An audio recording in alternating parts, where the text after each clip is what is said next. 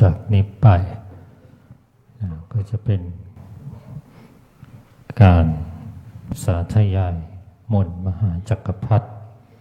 ในช่วงพักบ่ายใช้เวลา1 ชั่วโมงเราก็จะสาธยายมนต์บทมหาจักรพรรดิโดยพร้อมเพรียงกันอันนี้เป็นต้นไปขอให้ผู้ปฏิบัติธรรมทุกท่านได้สำรวมกายสำรวมวาจาและสำรวมใจตั้งจิตตั้งใจ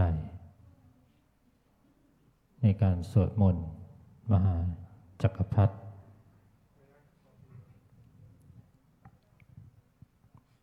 พุทธังชีวิตังเมปุเชมิธัมมังชีวิตังเมปุเชมิสังฆังชี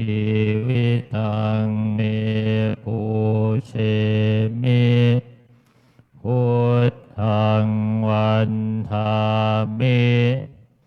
ธัมมังวันทามิสังฆังวันทามิครูอุปัชฌาย์อาจาริยะคุณังวันทามิมาตาปิตุคุณังวันทามิพระไตร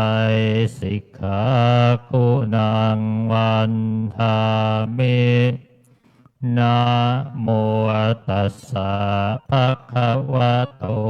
อะระหะโตสัมมาสัมพุทธัสสะนะโมตัสสะภะคะวะโตอะระหะโตสัมมาสัมพุทธัสสะนะโมตัสสะภะคะวะโตอะระหะโตสัมมาสัมพุทธัสสะพุทธังอาราธนานังกโรมิธัมมังอาราธนานังกโรมิสังฆังอาราธนานังกโรมินะโมโพธิสัตว์โตอาคันติมายาอิติภควานะโมโพธิสัตว์โตอาคันติมา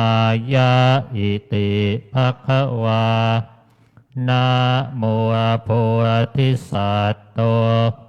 อาคันติมายาอิติภควานะโมโพธิสัตว์โตพรหมปัญโยนะโมโพธิสัตว์โตพรหมปัญโยนะโมโพธิสัตว์โตพรหมปัญโยโยโทโสโมหจิตเตนะพุทธัสสมิงปาปะกะโตขายากตะคะเมกะตังโทสังสัพพะปาปังวินัสสันตุโยโทโสโมหจิตเตนะธัมมัสสมิงปาปะกะโตมายาคัมมัทเม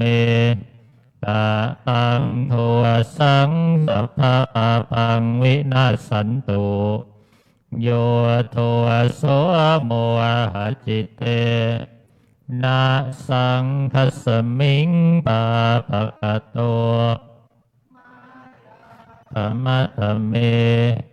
กะตังโทสังสัพพะปาปังวินัสสันตุนะโมตัสสะภะคะวะโต ส สัมมาสัมพุทธัสสะนะโมตัสสะภะคะวะโตอะโตสัมมาสัมพุทธัสสะนะโมตัสสะภะคะวะโตอะระหะโตสัมมาสัมพุทธัสสะนะโมพุทธายะพระพุทธไตรรัตนญาณมณีนพรัตน์ศรีสหัสสะสุธรรมาพุทโธธัมโมสังโฆยะถาพุทโมนะพุทธบูชาธัมมบูชาสังฆบูชาอัคคีทานังวะรังคันทังสิวะลีจะมหาเถรังอาหังวันทามิทุระโตอาหังวันทามิทาตุโยอาหังวันทามิสัพพโสพุทธธัมมสังฆปูเชมินะโมพุทธายะพระพุทธไตรรัตนญาณมณีนพรัตน์ศรีสหัสสะสุธรรมาพุทโธธัมโมสังโฆยะถาพุทโมนะพุทธบูชาธัมมบูชาสังฆบูชาอัคคีทานังวะรังคันทังสิวะลีจะมหาเถรังอาหังวันทามิทุระโตอาหังวันทามิภาตุโยอาหังวันทามิสัพพโสพุทธธัมมสังฆปูเชมินะโมพุทธายะพระพุทธไตรรัตนญาณมณีนพรัตน์ศรีสหัสสะสุธรรมาพุทโธธัมโมสังโฆยะถาพุทโมนะพุทธบูชาธัมมบูชาสังฆบูชาอัคคีทานังวะรังคันทังลีจะมหาเถรังอาหังวันทามิทุระโตอาหังวันทามิทาตุโยอาหังวันทามิสัพพโสพุทธธัมมสังฆปูเชมินะโมพุทธายะพระพุทธไตรรัตนญาณมณีนพรัตน์ศรีสหัสสะสุธรรมาพุทโธ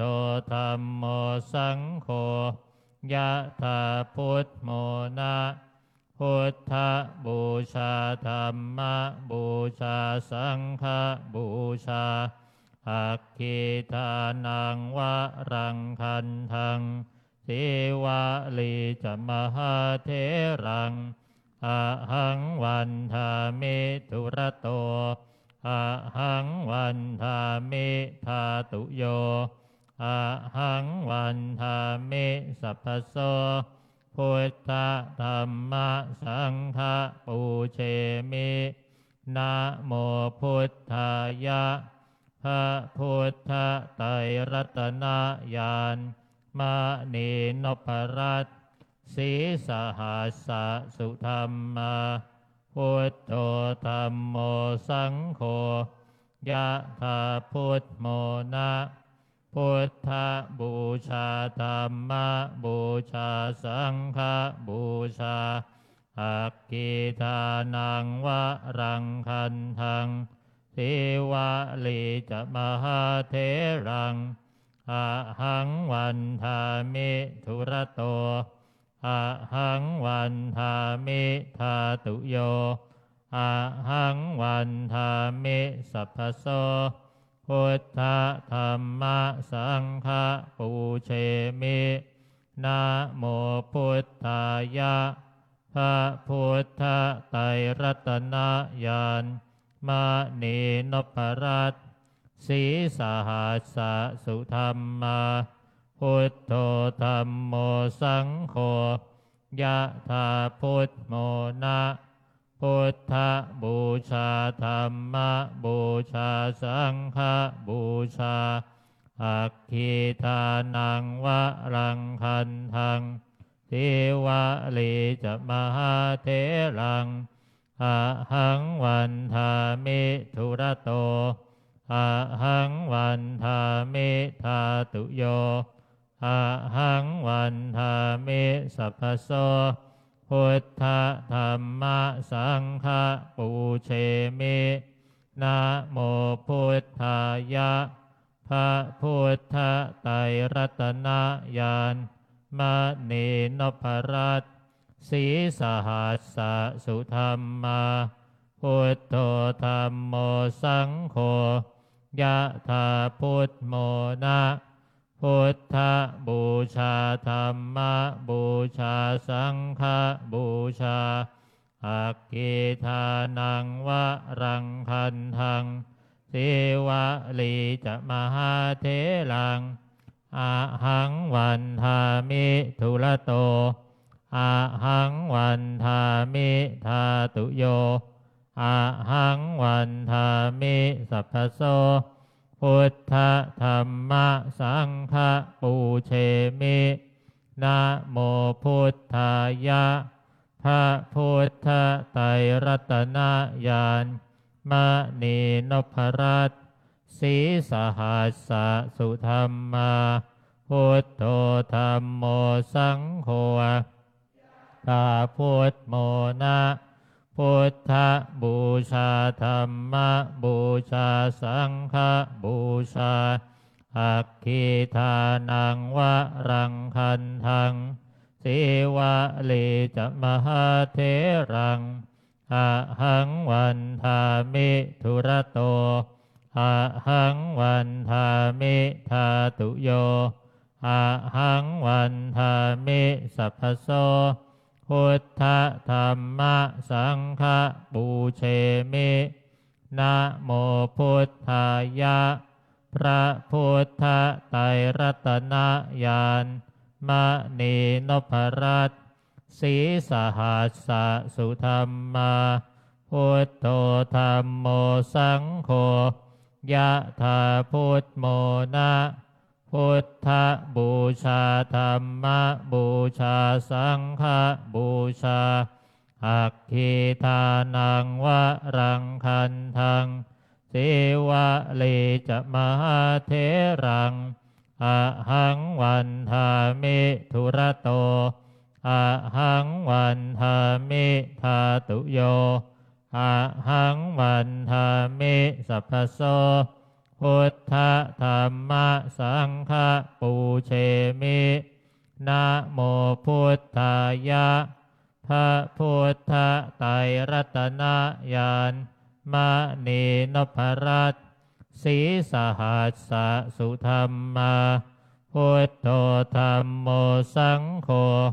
ยะถาพุทโมนะพุทธบูชาธัมมบูชาสังฆบูชาอัคคีทานังวะรังคันทังเทวะลีจะมหาเถรังอะหังวันทามิทุระโตอะหังวันทามิทาตุโยอะหังวันทามิสัพพโสพุทธธัมมะสังฆะปูเชมินะโมพุทธายะพระพุทธไตรรัตนญาณมณีนพรัตน์สีสหัสสะสุธรรมาพุทโธธัมโมสังโฆยะถาพุทโมนะพุทธบูชาธัมมบูชาสังฆบูชา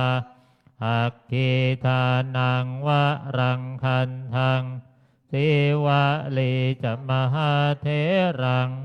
อะหังวันทามิธุระโตอะหังวันทามิธาตุโยอะหังวันทามิสัพพโสพุทธธัมมะสังฆะปูเชมินะโมพุทธายะพระพุทธไตรรัตนญาณมณีนพรัตน์สีสหัสสะสุธรรมาพุทโธธัมโมสังโฆยะถาพุทโมนะ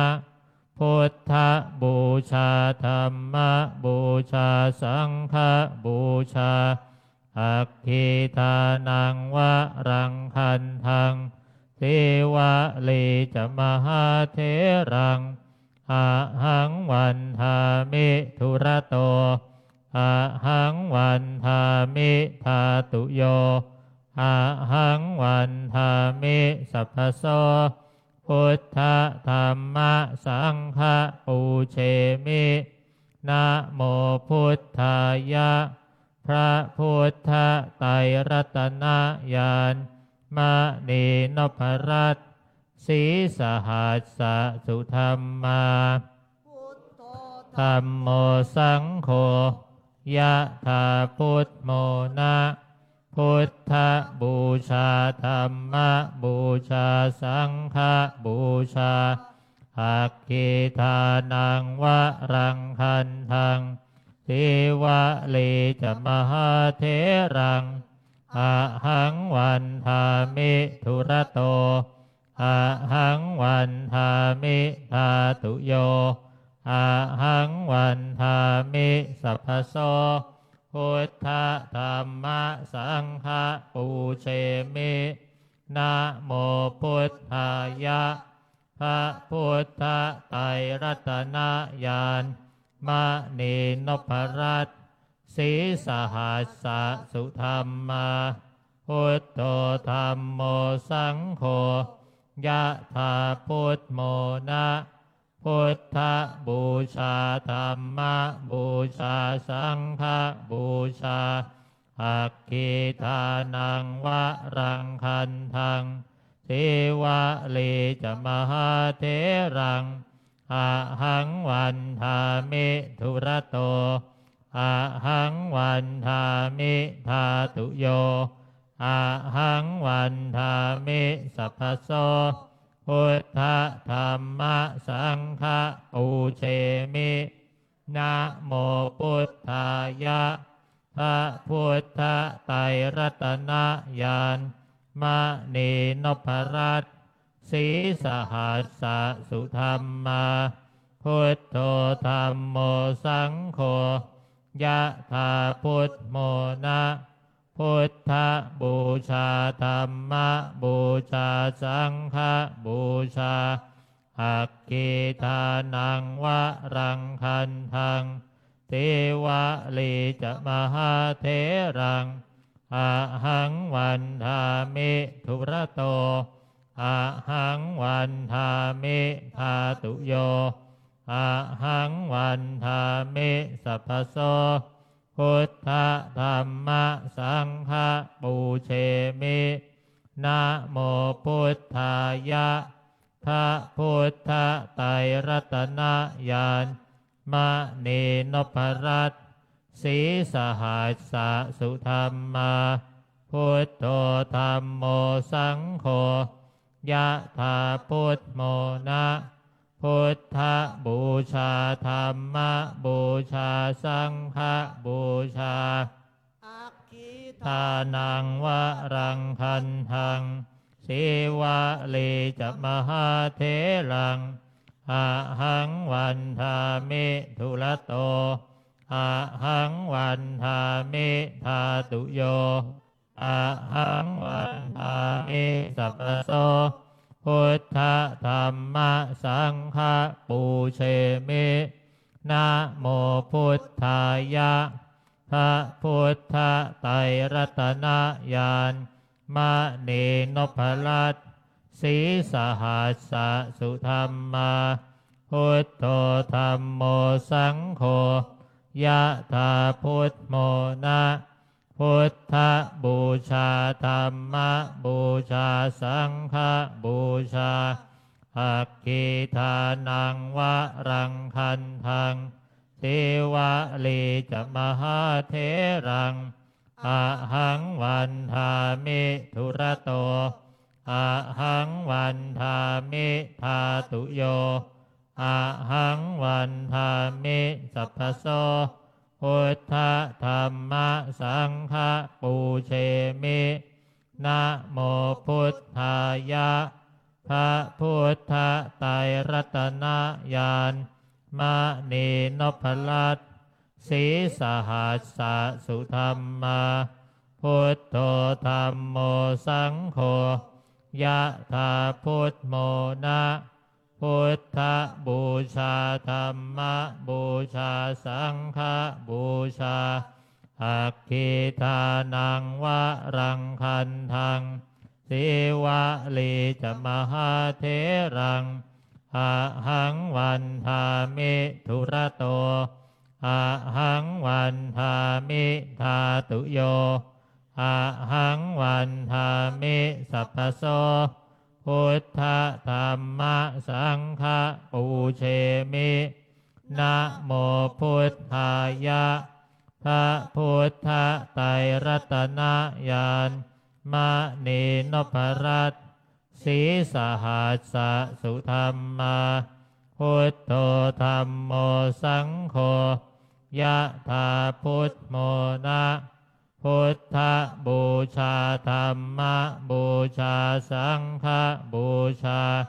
อัคคีทานังวะรังคันทังสิวะลีจะมหาเถรังอะหังวันทามิทุระโตอะหังวันทามิทาตุโยอะหังวันทามิสัพพโสพุทธธัมมสังฆปูเชมินะโมพุทธายะพระพุทธไตรรัตนญาณมณีนพรัตน์สีสหัสสะสุธรรมาพุทโธธัมโมสังโฆยะถาพุทโมนะพุทธบูชาธัมมบูชาสังฆบูชา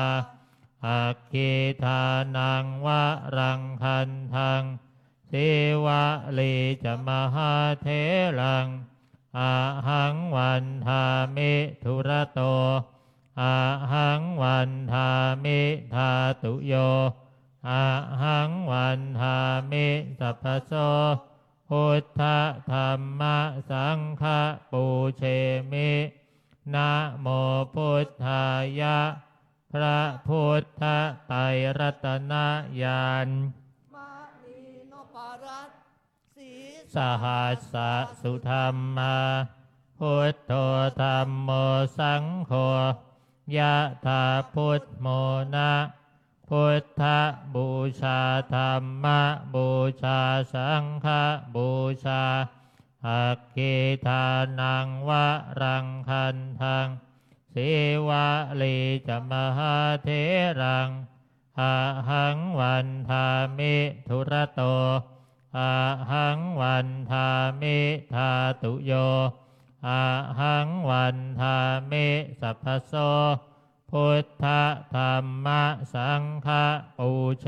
มินะโมพุทธายะพระพุทธไตรรัตนญาณมณีนพรัตน์สีสหัสสะสุธรรมาพุทโธธัมโมสังโฆยะถาพุทโมนะพุทธบูชาธัมมบูชาสังฆบูชาอัคคีทานังวะรังคันทัง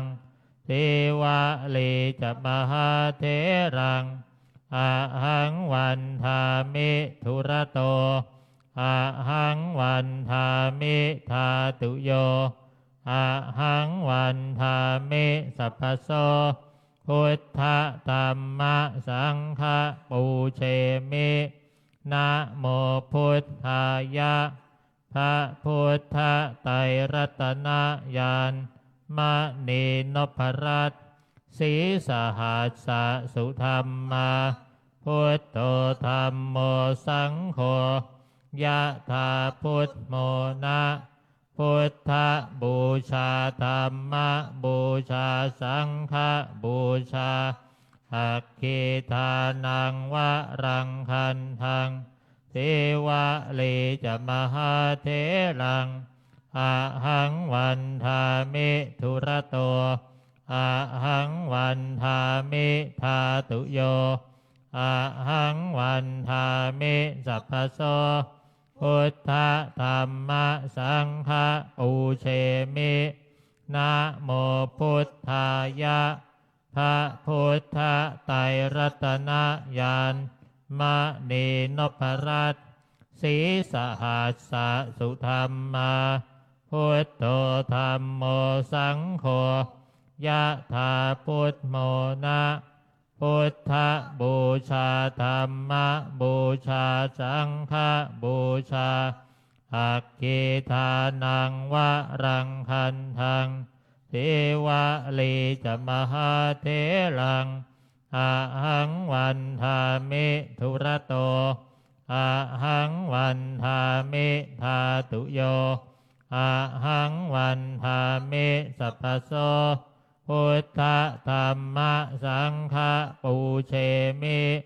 นะโมพุทธายะพระพุทธไตรรัตนญาณมณีนพรัตน์สีสหัสสะสุธรรมาพุทโธธัมโมสังโฆยะถาพุทโมนะพุทธบูชาธัมมบูชาสังฆบูชาอัคคีทานังวะรังคันทังเทวะลีจะมหาเถรังอะหังวันทามิทุระโตอะหังวันทามิทาตุโยอะหังวันทามิสัพพโสพุทธธัมมะสังฆะปูเชมินะโมพุทธายะพระพุทธไตรรัตนญาณมณีนพรัตน์สีสหัสสะสุธรรมาพุทโธธัมโมสังโฆยะถาพุทโมนะพุทธบูชาธัมมบูชาสังฆบูชาอัคคีทานังวะรังคันทังเทวะลีจะมหาเถรังอะหังวันทามิทุระโตอะหังวันทามิทาตุโยอะหังวันทามิสัพพโสพุทธธัมมะสังฆะปูเชมินะโมพุทธายะพระพุทธไตรรัตนญาณมณีนพรัตน์สีสหัสสะสุธรรมาพุทโธธัมโมสังโฆยะถาพุทโมนะพุทธบูชาธัมมบูชาสังฆบูชาอัคคีทานังวะรังคันทังเทวะลีจะมหาเถรังอะหังวันทามิทุระโตอะหังวันทามิทาตุโยอะหังวันทามิสัพพโสพุทธธัมมะสังฆะปูเชมินะโมพุทธายะพระพุทธไตรรัตนญาณมณีนพรัตน์สีสหัสสะสุธรรมาพุทโธธัมโมสังโฆยะถาพุทโมนะพุทธบูชาธัมมบูชาสังฆบูชาอัคคีทานังวะรังคันทังเทวะลีจะมหาเถรัง อะหังวันทามิทุระโตอะหังวันทามิธาตุโยอะหังวันทามิสัพพโสพุทธธัมมะสังฆะปูเชมินะโมพุทธายะพระพุทธไตรรัตนญาณมณีนพรัตน์สีสหัสสะสุธรรมาพุทโธธัมโมสังโฆยะถาพุทโมนะพุทธบูชาธัมมบูชาสังฆบูชาอัคคีทานังวะรังคันทังเทวะลีจมหาเถรังอะหังวันทามิทุระโตอะหังวันทามิธาตุโยอะหังวันทามิสัพพโสพุทธธัมมะสังฆะปูเชมินะโมพุทธายะ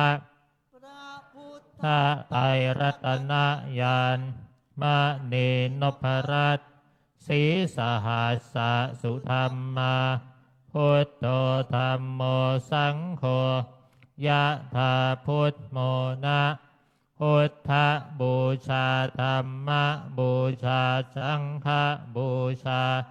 อัคคีทานังวะรังคันทังสิวะลีจมหาเถรังอะหังวันทามิทุระโตอะหังวันทามิธาตุโยอะหังวันทามิสัพพโสพุทธธัมมะสังฆะปูเชมินะโมพุทธายะพระพุทธไตรรัตนญาณมณีนพรัตน์สีสหัสสะสุธรรมาพุทโธธัมโมสังโฆยะถาพุทโมนะพุทธบูชาธัมมบูชาสังฆบูชาอัคคีทานังวะรังคันทังสิวะลีจมหาเถรังอะหังวันทามิทุระโตอะหังวันทามิธาตุโยอะหังวันทามิสัพพโสพุทธธัมมะสังฆะปูเชมินะโมพุทธายะพระพุทธไตรรัตนญาณมณีนพรัตน์สีสหัสสะสุธรรมาพุทโธธัมโมสังโฆยะถาพุทโมนะพุทธบูชาธัมมบูชาสังฆบูชาอัคคีทานังวะรังคันทังเทวะลีจมหาเถรังอะหังวันทามิทุระโตอะหังวันทามิธาตุโยอะหังวันทามิสัพพโสพุทธธัมมะสังฆะปูเชมินะโมพุทธายะพระพุทธไตรรัตนญาณมณีนพรัตน์สีสหัสสะสุธรรมาพุทโธธัมโมสังโฆยะถาพุทโมนะพุทธบูชาธัมมบูชาสังฆบูชาอัคคีทานังวะรังคันทังเทวะลีจมหาเถรังอะหังวันทามิทุระโตอะหังวันทามิธาตุโยอะหังวันทามิสัพพโสพุทธธัมมะสังฆะปูเชมินะโมพุทธายะพระพุทธไตรรัตนญาณมณีนพรัตน์สีสหัสสะสุธรรมาพุทโธธัมโมสังโฆยะถาพุทโมนะ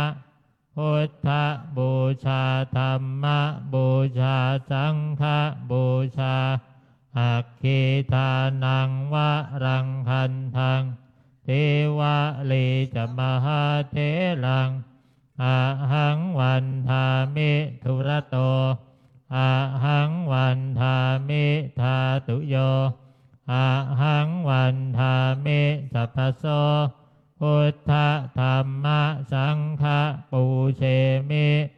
นะโมพุทธายะพระพุทธไตรรัตนญาณมณีนพลัตน์สีสหัสสสุธรรมาพุทโธธัมโมสังโฆยะถาพุทโมนะพุทธบูชาธัมมบูชาสังฆบูชาอัคคีทานังวะรังคันทังสิวะลีจะมหาเถรังอะหังวัน ทามิทุระโต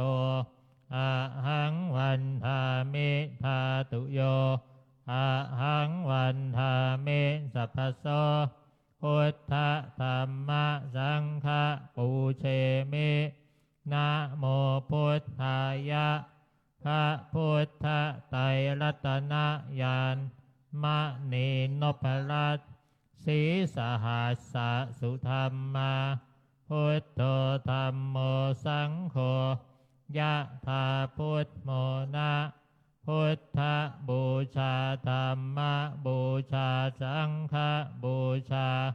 อัคคีทานังวะรังคันทังสิวะลีจะมหาเถรังอะหังวันทามิทุระโตอะหังวันทามิทาตุโยอะหังวันทามิสัพพโสพุทธธรรมสังฆปูเชมินะโมพุทธายะพระพุทธไตรรัตนญาณมณีนพรัตน์สีสหัสสสุธรรมาพุทโธธัมโมสังโฆยะถาพุทโมนะพุทธบูชาธัมมบูชาสังฆบูชาอัคคีทานังวะรังคันทังเทวะลีจะมหาเถรังอะหังวันทามิทุระโต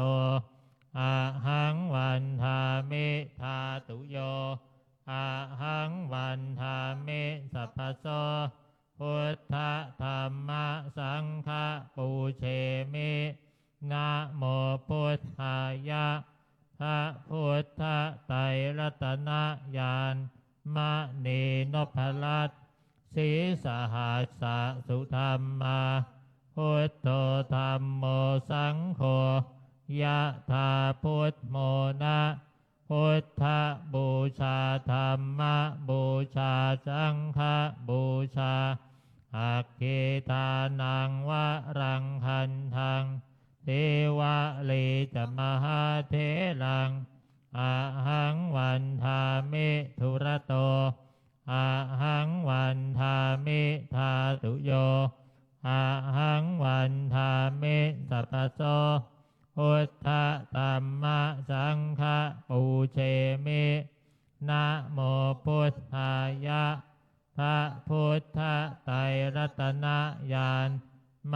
ณีนพลัตน์สีสหัสสสุธรรมาพุทโธธัมโมสังโฆ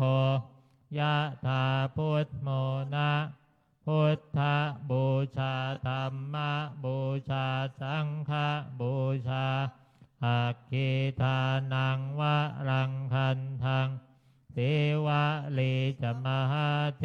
รังอะหังวันทามิทุระโตอะหังวันทามิทาตุโยอะหังวันทามิสัพพโสพุทธธัมมสังฆปูเชมินะโมพุทธายะพระพุทธไตรรัตนญาณมณีนพลัตน์สีสหัสสสุธรรมาพุทโธธัมโมสังโฆยะถาพุทโมนะ พุทธบูชาธัมมบูชาสังฆบูชาอัคคีทานังวะรังคันทังสิวะลีจะมหาเถรังอะหังวันทามิทุระโตอะหังวันทามิธาตุโยอะหังวันทามิสัพพโสพุทธธัมมะสังฆปูเชมินะโมพุทธายะพระพุทธไตรรัตนญาณมณีนพลัตน์สีสหัสสะสุธรรมาพุทโธธัมโมสังโฆยะถาพุทโมนะพุทธบูชาธัมมบูชาสังฆบูชาอัคคีทานังวะรังคันทังสิวะลีจะมหาเถรังอะหังวันทามิทุระโตอะหังวันทามิธาตุโยอะหังวันทามิสัพพโสพุทธธัมมสังฆปูเชมินะโมพุทธายะพระพุทธไตรรัตนญาณมณีนพลัตน์สีสหัสสะสุธรรมาพุทโธธัมโมสังโฆยะถาพุทโมนะพุทธบูชาธัมมบูชาสังฆบูชาอัคคีทานังวะรังคันทังสิวะลีจะมหาเถรังอะหังวันทามิทุระโตอะหังวันทามิธาตุโยอะหังวันทามิสัพพโสพุทธธัมมสังฆปูเชมินะโมพุทธายะพระพุทธไตรรัตนญาณมณีนพลัตน์สีสหัสสะสุธรรมาพุทโธธัมโมสังโฆยะถาพุทโมนะพุทธบูชาธัมมบูชาสังฆบูชาอัคคีทานังวะรังคันทังเทวะลีจะมหาเถรังอะหังวันทามิทุระโตอะหังวันทามิธาตุโยอะหังวันทามิสัพพโสพุทธธัมมสังฆปูเชมินะโมพุทธายะพระพุทธไตรรัตนญาณมณีนพลัตน์สีสหัสสะสุธรรมาพุทโธธัมโมสังโฆยะถาพุทโมนะพุทธบูชาธัมมบูชาสังฆบูชาอัคคีทานังวะรังคันทังสิวะลีจะมหาเถรังอะหังวันทามิทุระโตอะหังวันทามิธาตุโยอะหังวันทามิสัพพโสพุทธธัมมสังฆปูเชมินะโมพุทธายะพระพุทธไตรรัตนญาณมณีนพลัตน์สีสหัสสะสุธรรมาพุทโธธัมโมสังโฆยะถาพุทโมนะพุทธบูชาธัมมบูชาสังฆบูชาอัคคีทานังวะรังคันทังลีจะมหาเถรังอะหังวันทามิทุระโตอะหังวันทามิธาตุโยอะหังวันทามิสัพพโสพุทธธัมมสังฆปูเชมินะโมพุทธายะพระพุทธไตรรัตนญาณมณีนพลัตน์สีสหัสสะสุธรรมาพุทโธธัมโมสังโฆยะถาพุทโมนะ พุทธบูชาธัมมบูชาสังฆบูชาอัคคีทานังวะรังคันทังเทวะเลจะมหาเถรังอะหังวันทามิทุระโตอะหังวันทามิทาตุโยอะหังวันทามิสัพพโสพุทธธัมมสังฆปูเชมินะโมพุทธายะพระพุทธไตรรัตนญาณ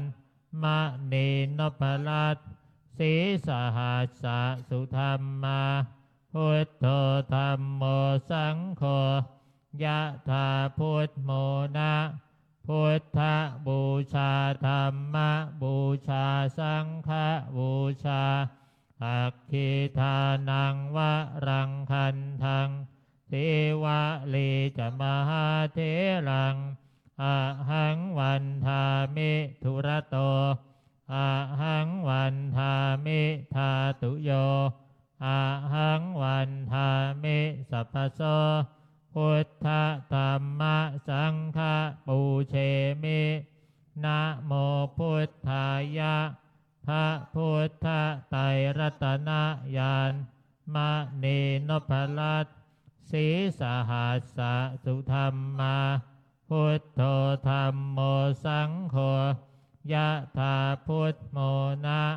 พุทธบูชาธัมมบูชาสังฆบูชาอัคคีทานังวะรังคันทังเทวะเลจะมหาเถรังอะหังวันทามิทุระโตอะหังวันทามิทาตุโยอะหังวันทามิสัพพโสพุทธธัมมสังฆปูเชมินะโมพุทธายะพระพุทธไตรรัตนญาณมณีนพรัตน์สีสหัสสะสุธรรมาพุทโธธัมโมสังโฆยะถาพุทโมนะพุทธบูชาธัมมบูชาสังฆบูชาอัคคีทานังวะรังคันทังเทวะเลจะมหาเถรังอะหังวันทามิทุระโตอะหังวันทามิทาตุโยอะหังวันทามิสัพพโสพุทธธัมมสังฆปูเชมินะโมพุทธายะพระพุทธไตรรัตนญาณมณีนพรัตน์สีสหัสสะสุธรรมาพุทโธธัมโมสังโฆยะถาพุทโมนะพุทธบูชาธัมมบูชาสังฆบูชา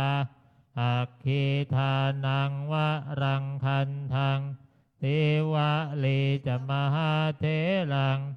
อะหังวันทามิทุระโตอะหังวันทามิทาตุโยอะหังวันทามิสัพพโสพุทธธัมมสังฆปูเชมินะโมพุทธายะพระพุทธไตรรัตนญาณมณีนพรัตน์สีสหัสสะสุธรรมาพุทโธธัมโมสังโฆยะถาพุทโมนะพุทธบูชาธัมมบูชาสังฆบูชาอัคคีทานังวะรังคันทังเทวะเลจะมหาเถรังอะหังวันทามิทุระโตอะหังวันทามิทาตุโยอะหังวันทามิสัพพโสพุทธธัมมสังฆปูเชมินะโมพุทธายะพระพุทธไตรรัตนญาณมณีนพรัตน์สีสหัสสะสุธรรมาพุทโธธัมโมสังโฆยะถาพุทโมนะ พุทธบูชาธัมมบูชาสังฆบูชาอัคคีทานังวะลังคันทังเทวะเลจมหาเถรังอะหังวันทามิทุระโตอะหังวันทามิทาตุโยอะหังวันทามิสัพพโตพุทธธัมมสังฆปูเชมินะโมพุทธายะพระพุทธไตรรัตนญาณมณีนพลัตน์สีสหัสสสุธรรมาพุทโธธัมโมสังโฆยะถาพุทโมนะพุทธบูชาธัมมบูชาสังฆบูชาอัคคีทานังวะลังคันทังเทวะเลจมหาเถรังอะหังวันทามิทุระโตวันทามิทาตุโยอะหังวันทามิสัพพโตพุทธธัมมสังฆปูเชมินะโมพุทธายะพระพุทธไตรรัตนญาณมณีนพลัตน์สีสหัสสสุธรรมาพุทโธธัมโมสังโฆยะถาพุทโมนะพุทธบูชาธัมมบูชาสังฆบูชาอัคคีทานังวะรังคันทังเทวะเลจมหาเถรังอะหังวันทามิทุระโตอะหังวันทามิทาตุโยอะหังวันทามิสัพพโตพุทธธัมมสังฆปูเชมินะโมพุทธายะพระพุทธไตรรัตนญาณมณีนพลัตน์สีสหัสสสุธรรมาพุทโธธัมโมสังโฆยะถาพุทโมนะพุทธบูชาธัมมบูชาสังฆบูชาอัคคีทานังวะรังคันทังเทวะเลจมหาเถรังอะหังวันทามิทุระโตอะหังวันทามิทาตุโยอะหังวันทามิสัพพโตพุทธธัมมสังฆปูเชมินะโมพุทธายะพระพุทธไตรรัตนญาณมณีนพลัตน์สีสหัสสสุธรรมาพุทโธธัมโมสังโฆยะถาพุทโมนะพุทธบูชาธัมมบูชาสังฆบูชาอัคคีทานังวะลังคันทังเทวะเลจมหาเถรังอะหังวันทามิทุระโตอะหังวันทามิทาตุโยอะหังวันทามิสัพพโตพุทธธัมมสังฆปูเชมินะโมพุทธายะพระพุทธไตรรัตนญาณมณีนพลัตน์สีสหัสสสุธรรมาพุทโธธัมโมสังโฆยะถาพุทโมนะพุทธบูชาธัมมบูชาสังฆบูชาอัคคีทานังวะรังคันทังเทวะเลจมหาเถรังอะหังวันทามิทุระโตอะหังวันทามิทาตุโยอะหังวันทามิสัพพโสพุทธธัมมสังฆปูเชมินะโมพุทธายะพระพุทธไตรรัตนญาณมณีนพลัตน์สีสหัสสสุธรรมาพุทโธธัมโมสังโฆยะถาพุทโมนะพุทธบูชาธัมมบูชาสังฆบูชา อัคคีทานังวะลังคันทังเทวะเลจะมหาเถรังอะหังวันทามิทุระโตอะหังวันทามิทาตุโยอะหังวันทามิตัปปะโตพุทธธรรมสังฆปูเชมินะโมพุทธายะพระพุทธไตรรัตนญาณมณีนพรัตน์สีสหัสสะสุธรรมาพุทโธธรรมโมสังโฆยะถาพุทโมนะพุทธบูชาธรรมบูชาสังฆบูชาอัคคีทานังวะรังคันทังเทวะเลจะมหาเถรังอะหังวันทามิทุระโตอะหังวันทามิทาตุโยอะหังวันทามิสัพพโตพุทธธรรมสังฆปูเชมินะโมพุทธายะพระพุทธไตรรัตนญาณมณีนพรัตน์สีสหัสสะสุธรรมาพุทโธธรรมโมสังโฆยะถาพุทโมนะพุทธบูชาธรรมบูชาสังฆบูชาอัคคีทานังวะลังคันทังเทวะเลจะมหาเถรังอะหังวันทามิทุระโตอะหังวันทามิทาตุโยอะหังวันทามิสัพพโตพุทธธรรมสังฆปูเชมินะโมพุทธายะพระพุทธไตรรัตนญาณมณีนพรัตน์สีสหัสสะสุธรรมาพุทโธธรรมโมสังโฆยะถาพุทโมนะ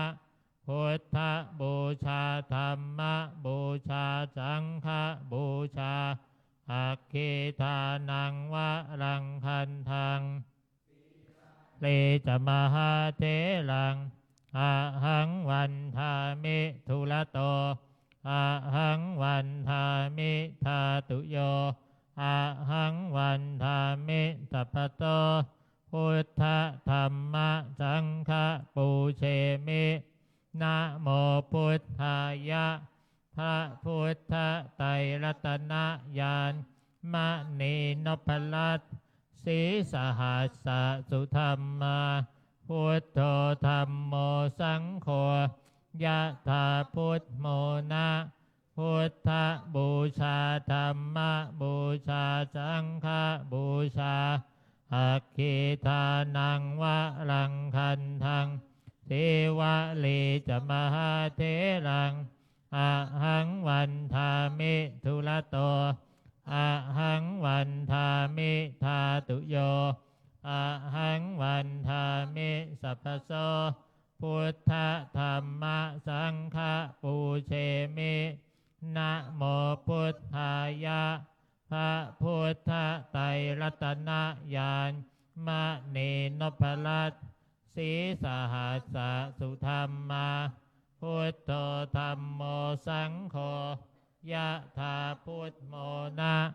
พุทธบูชาธรรมบูชาสังฆบูชาอัคคีทานังวะรังคันทังเทวะเลจะมหาเถรังอะหังวันทามิทุระโตอะหังวันทามิทาตุโยอะหังวันทามิสัพพโตพุทธธรรมสังฆปูเชมินะโมพุทธายะพระพุทธไตรรัตนญาณมณีนพรัตน์สีสหัสสะสุธรรมาพุทโธธรรมโมสังโฆยะถาพุทโมนะพุทธบูชาธรรมบูชาสังฆบูชาอัคคีทานังวะรังคันทังเทวะเลจะมหาเถรัง อะหังวันทามิทุระโตอะหังวันทามิธาตุโยอะหังวันทามิสัพพโตพุทธธัมมะสังฆะปูเชมินะโมพุทธายะพระพุทธไตรรัตนญาณมณีนพรัตน์สีสหัสสะสุธรรมาพุทโธธัมโมสังโฆยะถาพุทโมนะพุทธบูชาธัมมบูชาสังฆบูชาอัคคีทานังวะลังคันทังเทวะเลจะมหาเถรังอะหังวันทามิทุระโตอะหังวันทามิธาตุโยอะหังวันทามิสัพพโตพุทธธัมมะสังฆะปูเชมินะโมพุทธายะพระพุทธไตรรัตนญาณมณีนพรัตน์สีสหัสสะสุธรรมาพุทโธธัมโมสังโฆยะถาพุทโมนะพุทธบูชาธัมมบูชาสังฆบูชาอัคคีทานังวะรังคันทังเทวะเลจะมหาเถรังอะหังวันทามิทุระโตอะหังวันทามิธาตุโยอะหังวันทามิสัพพโตพุทธธัมมะสังฆะปูเชมินะโมพุทธายะพระพุทธไตรรัตนญาณมณีนพรัตน์สหัสสะสุธรรมาพุทโธธัมโมสังโฆยะถาพุทโมนะพุทธบูชาธัมมบูชาสังฆบูชาอัคคีทานังวะรังคันทังเทวะเลจะมหาเถรังอะหังวันทามิทุระโตอะหังวันทามิธาตุโยอะหังวันทามิสัพพโตพุทธธัมมะสังฆะปูเชมินะโมพุทธายะพระพุทธไตรรัตนญาณมณีนพรัตน์สีสหัสสะสุธรรมาพุทโธธัมโมสังโฆยะถาพุทโมนะพุทธบูชาธัมมบูชาสังฆบูชาอัคคีทานังวะลังคันทังเทวะเลจะมหาเถรังอะหังวันทามิทุระโตอะหังวันทามิธาตุโยอะหังวันทามิสัพพโตพุทธธัมมะสังฆะปูเชมินะโมพุทธายะ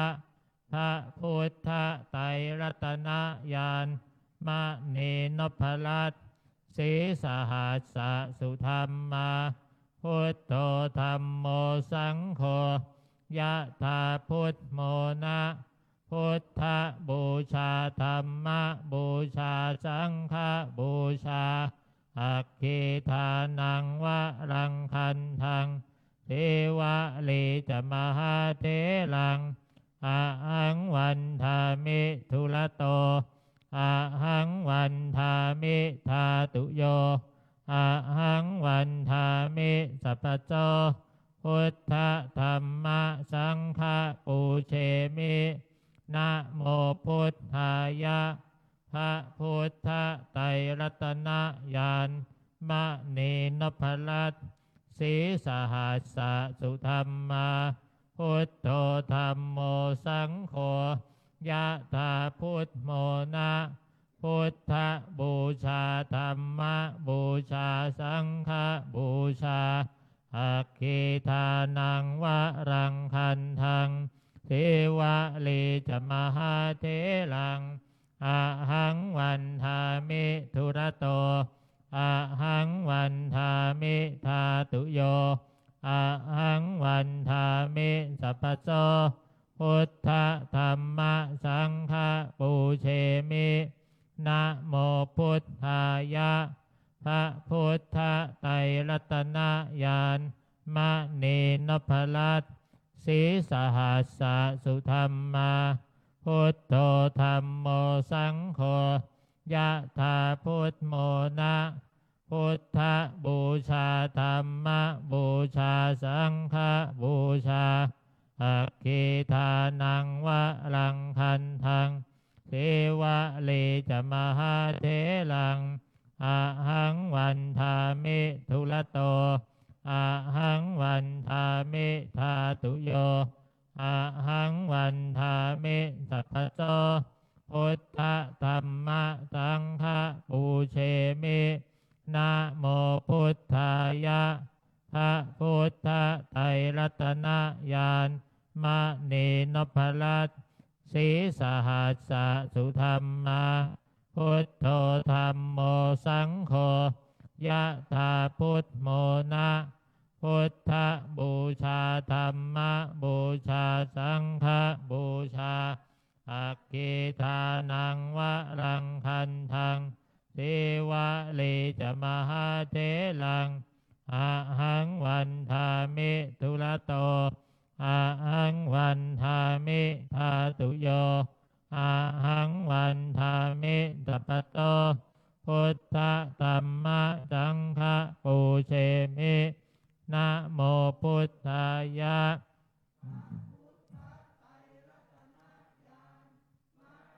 นพรัตน์สีสหัสสะสุธรรมาพุทโธธัมโมสังโฆยะถาพุทโมนะพุทธบูชาธัมมบูชาสังฆบูชาอัคคีทานังวะรังคันทังเทวะเลจะมหาเถลังอะหังวันทามิทุลโตอะหังวันทามิทาตุโยอะหังวันทามิสัพพโสพุทธธัมมะสังฆปูเชมินะโมพุทธายะพระพุทธไตรรัตนญาณมณีนพลัตน์สีสหัสสะสุธรรมาพุทโธธัมโมสังโฆยะถาพุทโมนะพุทธบูชาธัมมบูชาสังฆบูชาอัคคีทานังวะรังคันทังเทวะเลจะมหาเถลังอะหังวันทามิทุลโตอะหังวันทามิทาตุโยอะหังวันทามิสัพพโตพุทธธัมมะสังฆปูเชมินะโมพุทธายะพระพุทธไตรรัตนญาณมณีนพลัตน์สีสหัสสะสุธรรมาพุทโธธัมโมสังโฆยะถาพุทโมนะพุทธบูชาธัมมบูชาสังฆบูชาอัคคีทานังวะรังคันทังเทวะเลจะมหาเถลังอะหังวันทามิทุลโตอะหังวันทามิทาตุโยอะหังวันทามิสัพพโสพุทธธัมมะสังฆปูเชมินะโมพุทธายะพระพุทธไตรรัตนญาณมณีนพลัตน์สีสหัสสะสุธรรมาพุทโธธัมโมสังโฆยะถาพุทโมนะพุทธบูชาธัมมบูชาสังฆบูชาอัคคีทานังวะรังคันทังเทวะเลจะมหาเถลังอะหังวันทามิทุลโตอะหังวันทามิทาตุโยอะหังวันทามิสัพพโสพุทธธัมมะสังฆปูเชมินะโมพุทธายะพระพุทธไตรรัตนญาณ มะนีนพรัตน์สีสหัสสะสุธรรมาพุทโธธัมโมสังโฆยะถาพุทโมนะ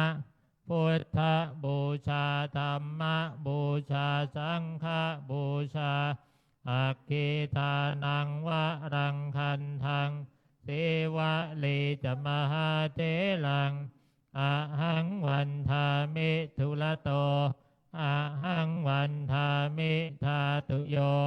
อะหังวันทามิสัพพโตพุทธธัมมสังฆปูเชมินะโมพุทธายะพระพุทธไตรรัตนญาณนพรัตน์สีสหัสสะสุธรรมาพุทโธธัมโมสังโฆยะถาพุทโมนะพุทธบูชาธัมมบูชาสังฆบูชาอัคคีทานังวะรังคันทัง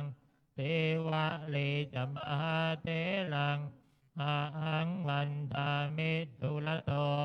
อะหังวันทามิทานตุโยอะหังวันทามิสัพพโตพุทธธัมมสังฆปูเชมินะโมพุทธายะพระพุทธไตรรัตนญาณมณีนพรัตน์สีสหัสสะสุธรรมาพุทโธธัมโมสังโฆยะถาพุทโมนะพุทธบูชาธัมมบูชาสังฆบูชาอัคคีทานังวะรังคันทังเทวะลีจมหาเถลังอะหังวันทามิทุละโตอะหังวันทามิทาตุโยอะหังวันทามิสัพพโตพุทธธัมมสังฆปูเชมินะโมพุทธายะพระพุทธไตรรัตนญาณมณีนพรัตน์สีสหัสสะสุธรรมาพุทโธธัมโมสังโฆยะถาพุทโมนะพุทธบูชาธัมมบูชาสังฆบูชาอัคคีทานังวะรังคันทังเทวะลีจมหาเถลังอะหังวันทามิทุละโตอะหังวันทามิทาตุโยอะหังวันทามิสัพพโตพุทธธัมมสังฆปูเชมินะโมพุทธายะพระพุทธไตรรัตนญาณมณีนพรัตน์สีสหัสสะสุธรรมา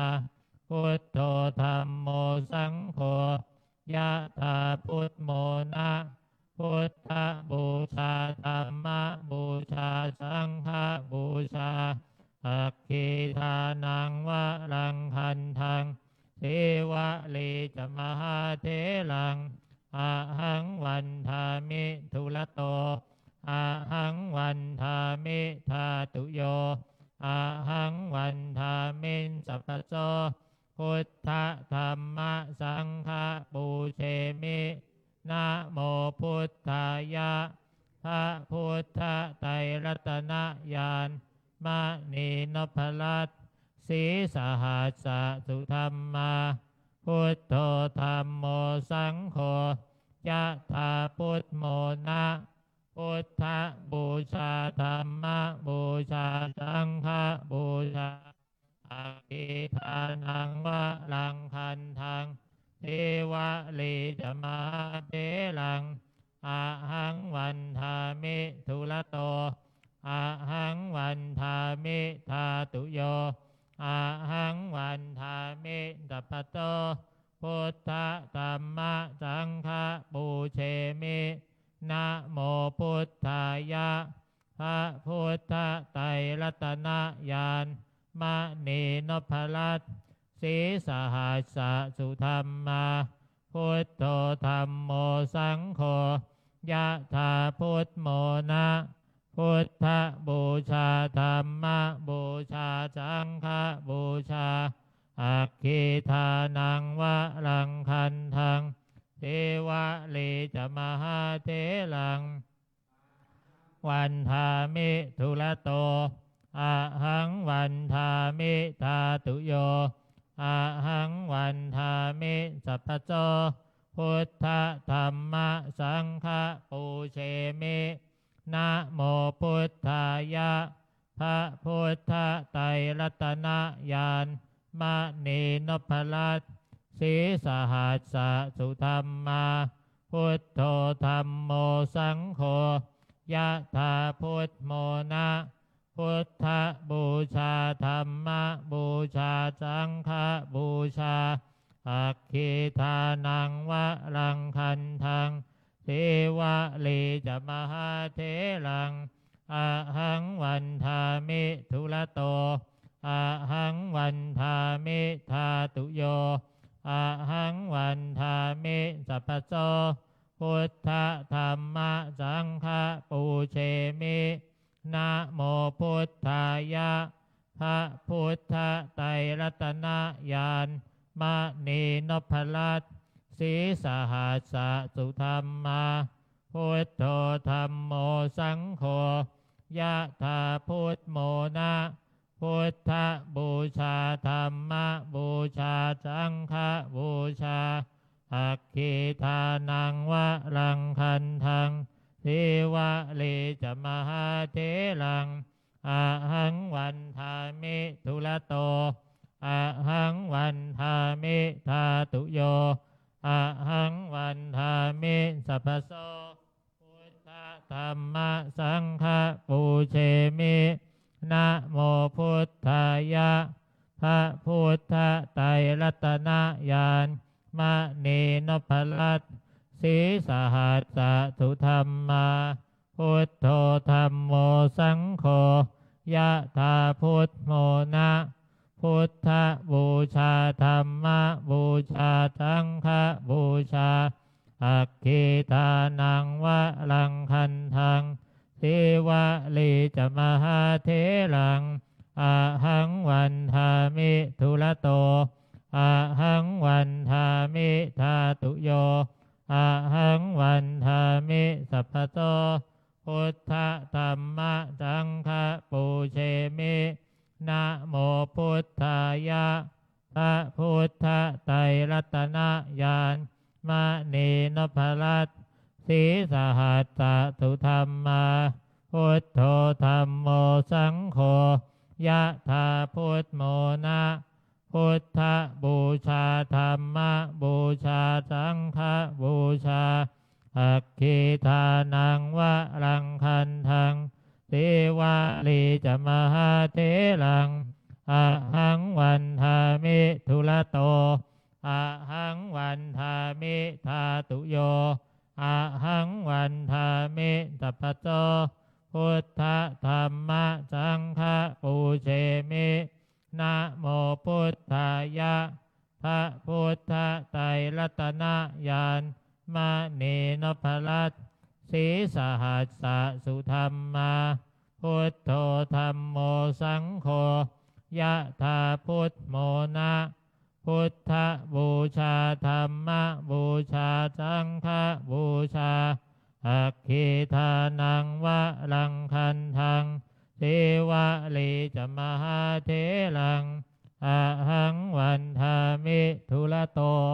อะหังวันทามิทาตุโยอะหังวันทามิสัพพโสพุทธธรรมสังฆปูเชมินะโมพุทธายะพระพุทธไตรรัตนญาณมณีนพลัตน์สีสหัสสะสุธรรมาพุทโธธรรมโมสังโฆยะถาพุทโมนะพุทธบูชาธรรมบูชาสังฆบูชาอัคคีทานังวะรังคันทังเทวะเลจะมหาเถรังอะหังวันทามิทุระโตอะหังวันทามิทาตุโยอะหังวันทามิสัพพโสพุทธธรรมสังฆปูเชมิ นะโมพุทธายะพระพุทธไตรรัตนญาณมณีนพรัตน์สีสหัสสะสุธรรมาพุทโธธัมโมสังโฆยะถาพุทโมนะพุทธบูชาธัมมบูชาสังฆบูชาอัคคีทานังวะรังคันทังสิวะลีจมหาเถลังอะหังวันทามิทุระโตอะหังวันทามิทาตุโยอะหังวันทามิสัพพโสพุทธธัมมสังฆปูเชมินะโมพุทธายะพระพุทธไตรรัตนญาณมณีนพรัตน์สีสหัสสะสุธรรมาพุทโธธัมโมสังโฆยะถาพุทโมนะพุทธบูชาธัมมบูชาสังฆบูชาอัคคีทานังวะรังคันทังสิวะลีจมหาเถลังอะหังวันทามิทุระโตอะหังวันทามิทาตุโยอะหังวันทามิสัพพโสพุทธธัมมสังฆปูเชมินะโมพุทธายะพระพุทธไตรรัตนญาณนีนพรัตน์สีสหัสสะสุธรรมาพุทโธธัมโมสังโฆยะถาพุทโมนะพุทธบูชาธัมมบูชาสังฆบูชาอัคคีทานังวะรังคันทังสิวะลีจะมหาเถรังอะหังวันทามิทุระโตอะ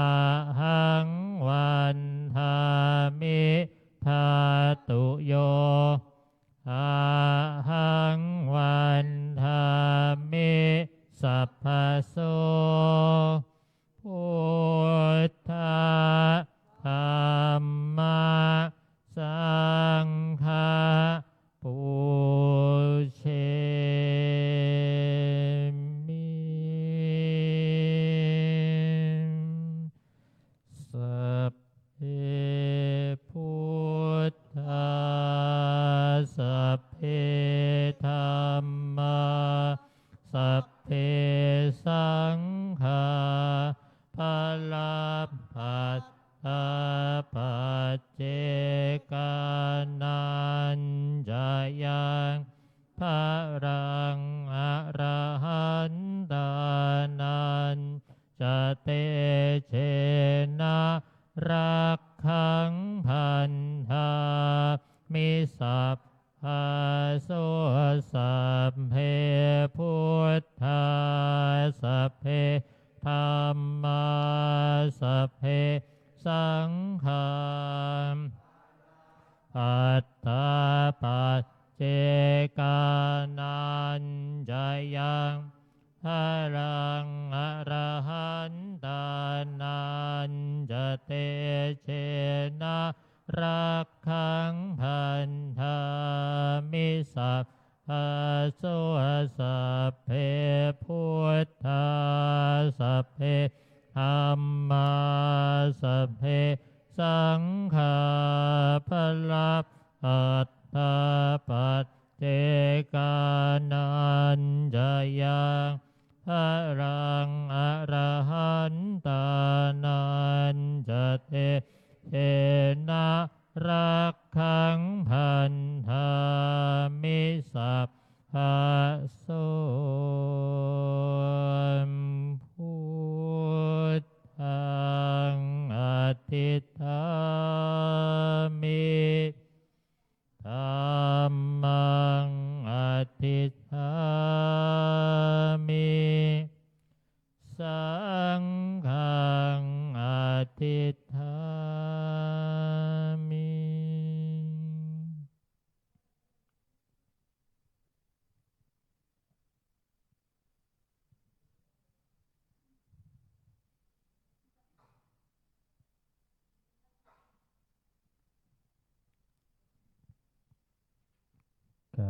สวดมนต์สาธยายมนต์บทมหาจักรพรรดิในรอบที่3ของวันนี้ก็ได้จบเสร็จสิ้นลงแต่เพียงเท่านี้สำหรับต่อจากนี้ไปอีกสักครู่หนึ่งท่านพระครูอภิรักษ์ชินวงศ์ที่ปรึกษาเจ้าคณะจังหวัดพะเยาผู้ช่วยเจ้าวาดวัดพิชยยติการามวรวิหารกรุงเทพมหานครผู้รักษาการแทนเจ้าวาดวัดป่าพุทธชินวงศารามก็จะได้มาบรรยายธรรมะภาคบ่ายให้กับญาติโยมผู้เข้าปฏิบัติธรรมทุกคนทุกท่านได้รับฟังเป็นลำดับสืบต่อไปก็ไหว้พระกราบพระรัตนตรัยอีกครั้งหนึ่ง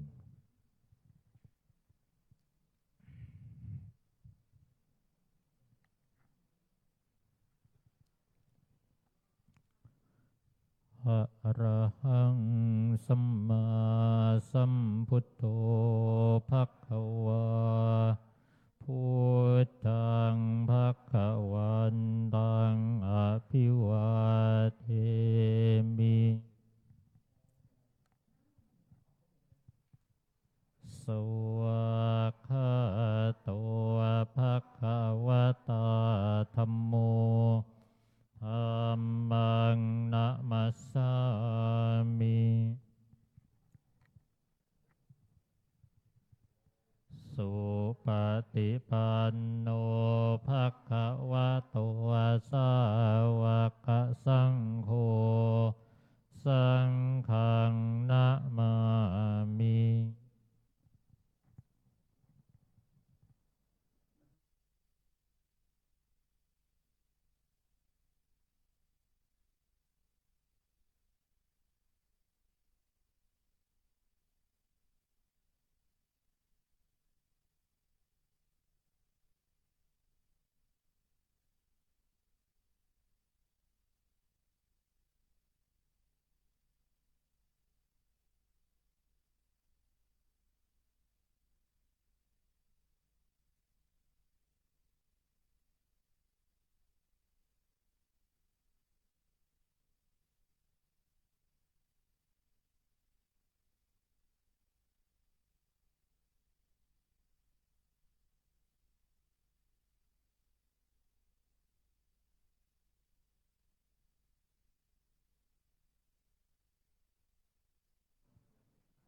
โยม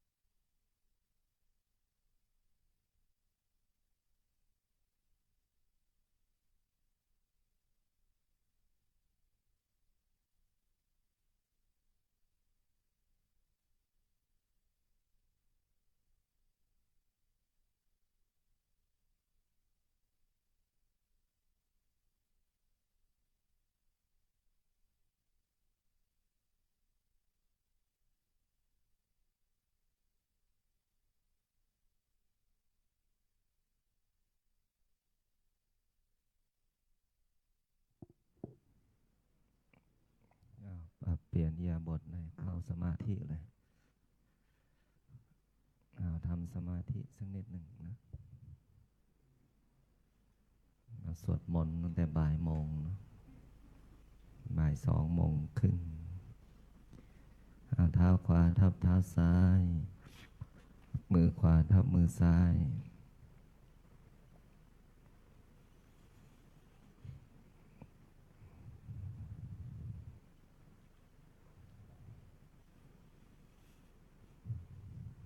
กำหนดจิตสบายๆนะไม่เพ่งไม่เก่งผ่อนคลายทั้งกายผ่อนคลายทั้งใจกำหนดจิตที่ลมหายใจตัวตรงหน้าตรงหลังตรงคอตรงมีสติกำหนดที่ลมหายใจหายใจเข้าลึกๆหายใจออกยาวๆหายใจเข้าลึกๆหายใจออกยาวๆวางจิตให้สบายไม่เพ่งไม่เก่งไม่ส่งจิตไปในที่หนึ่งที่ใดมีสติกำหนด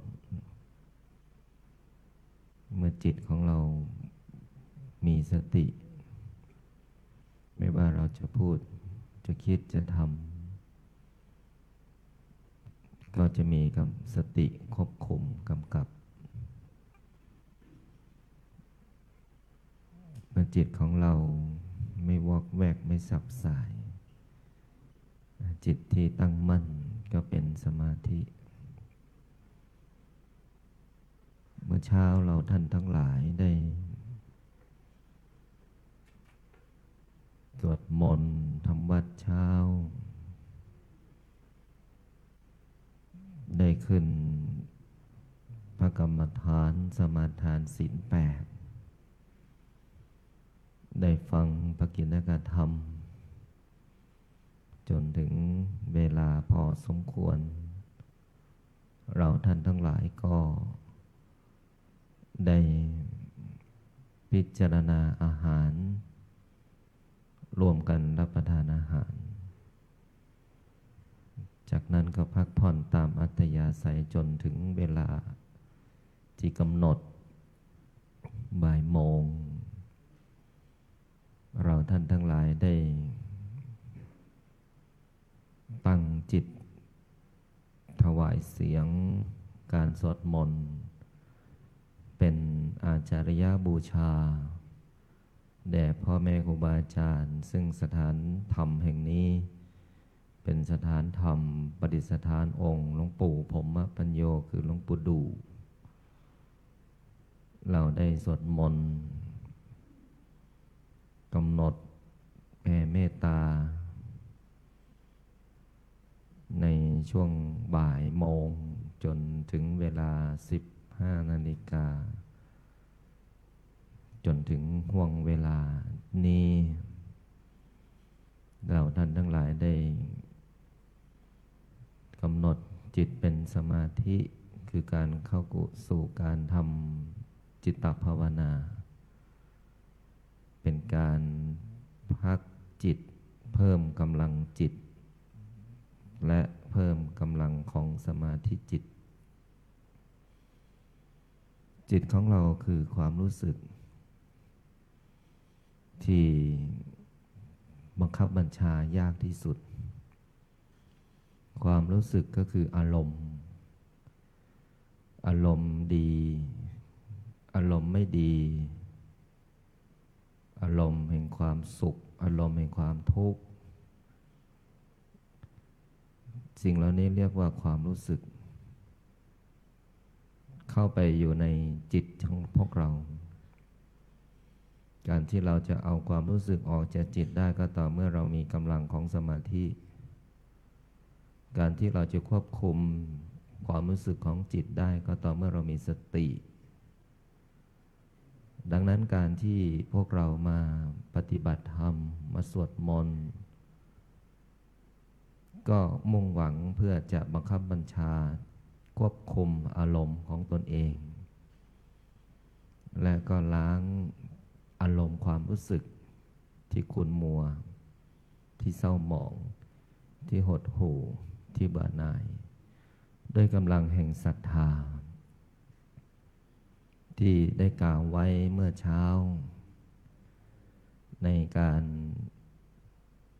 เชื่ออย่างมีปัญญาและได้กล่าวเป็นปกิณกธรรมทิ้งไว้เกี่ยวกับความศรัทธาในตัวบุคคลยกตัวอย่างปัญจวัคคีย์ทั้งห้าที่ศรัทธาใน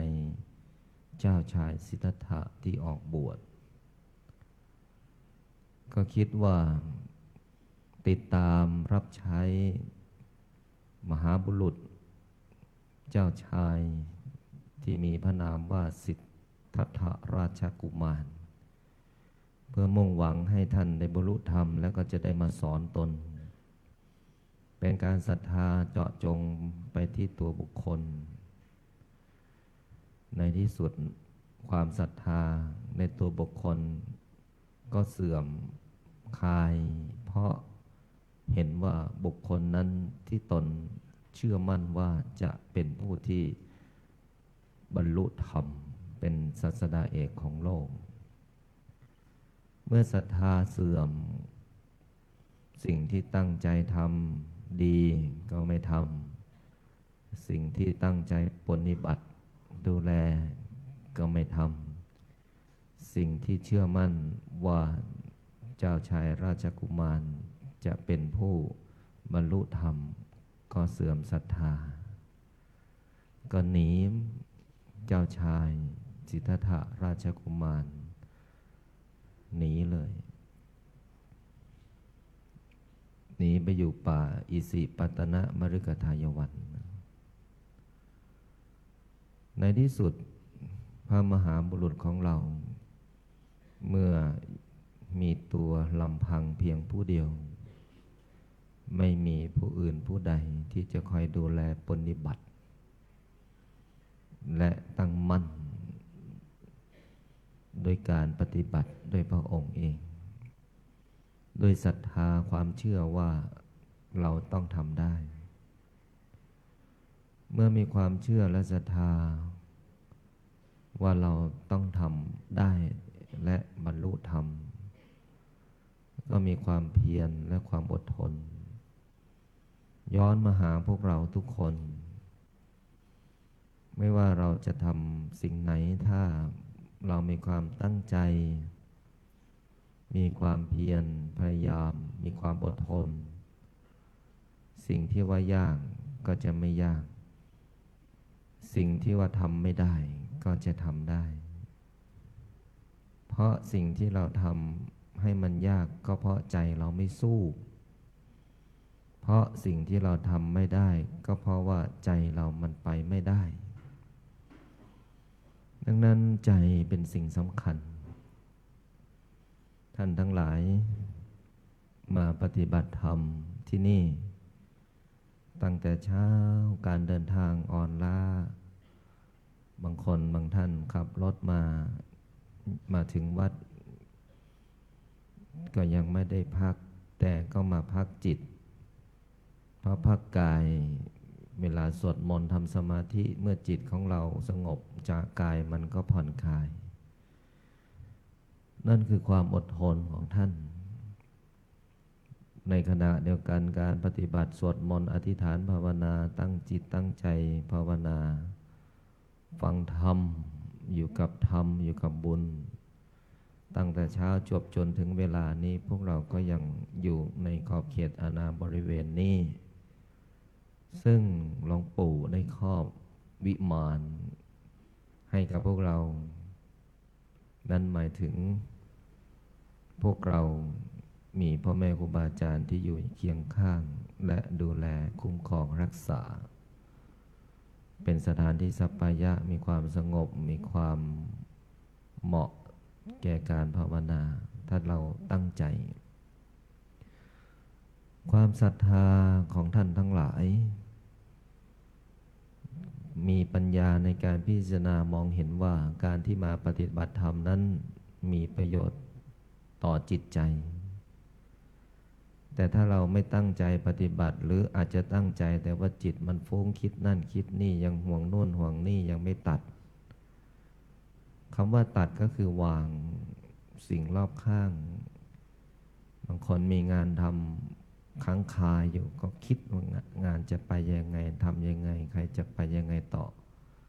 แต่ถ้าอยู่ในห่วงการสวดมนต์ทำสมาธิแผ่เมตตาอธิษฐาน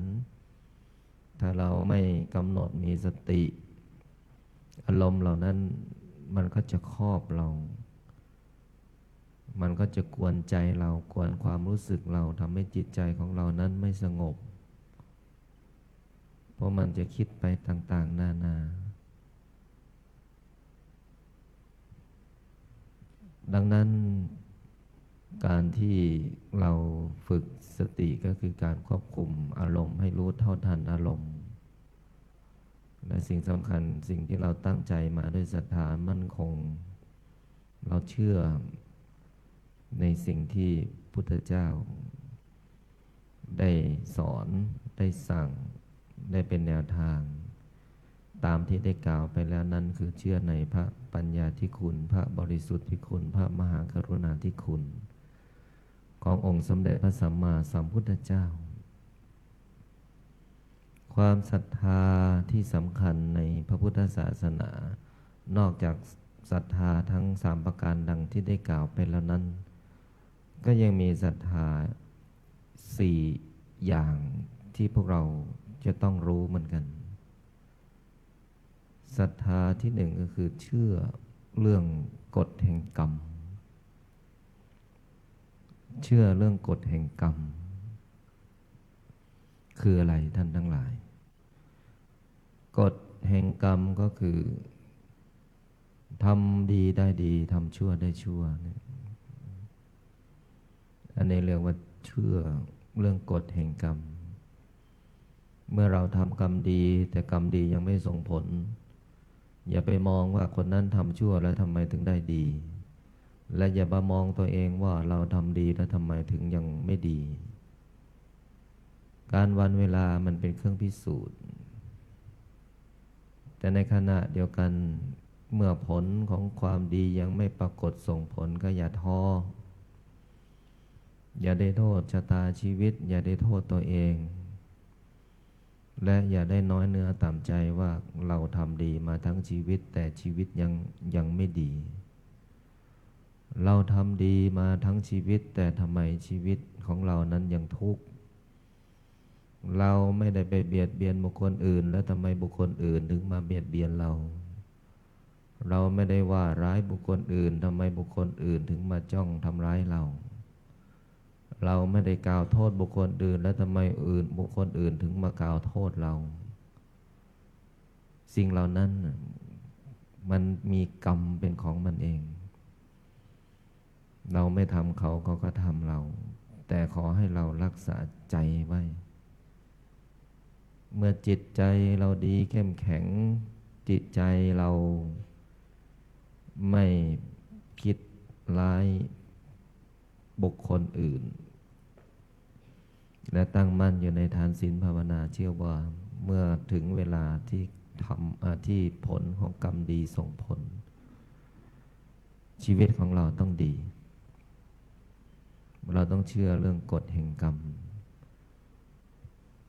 ประการที่2เชื่อผลของกรรมผลของกรรมว่าการกระทำต้องมีผลลัพธ์เสมอ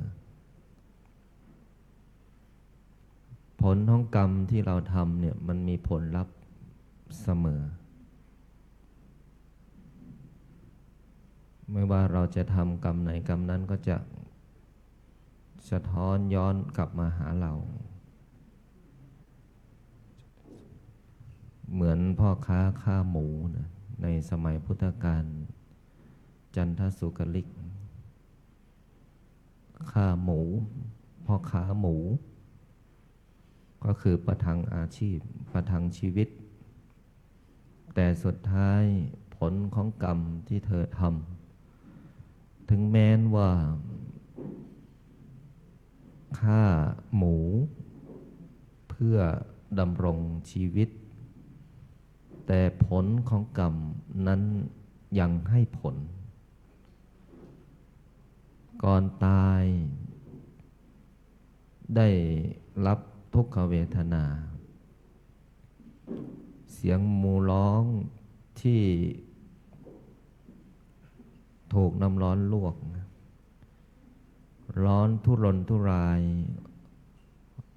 ร้อนแบบเจ็บปวดร้อนแบบทรมานร้อนไปทั่วตัวในขณะที่จันทสุกลิกนั้นกอกน้ำร้อนลงเข้าสู่ปากในขณะที่จันทสุกลิกฆ่าก็ใช้ค้อนเนี่ย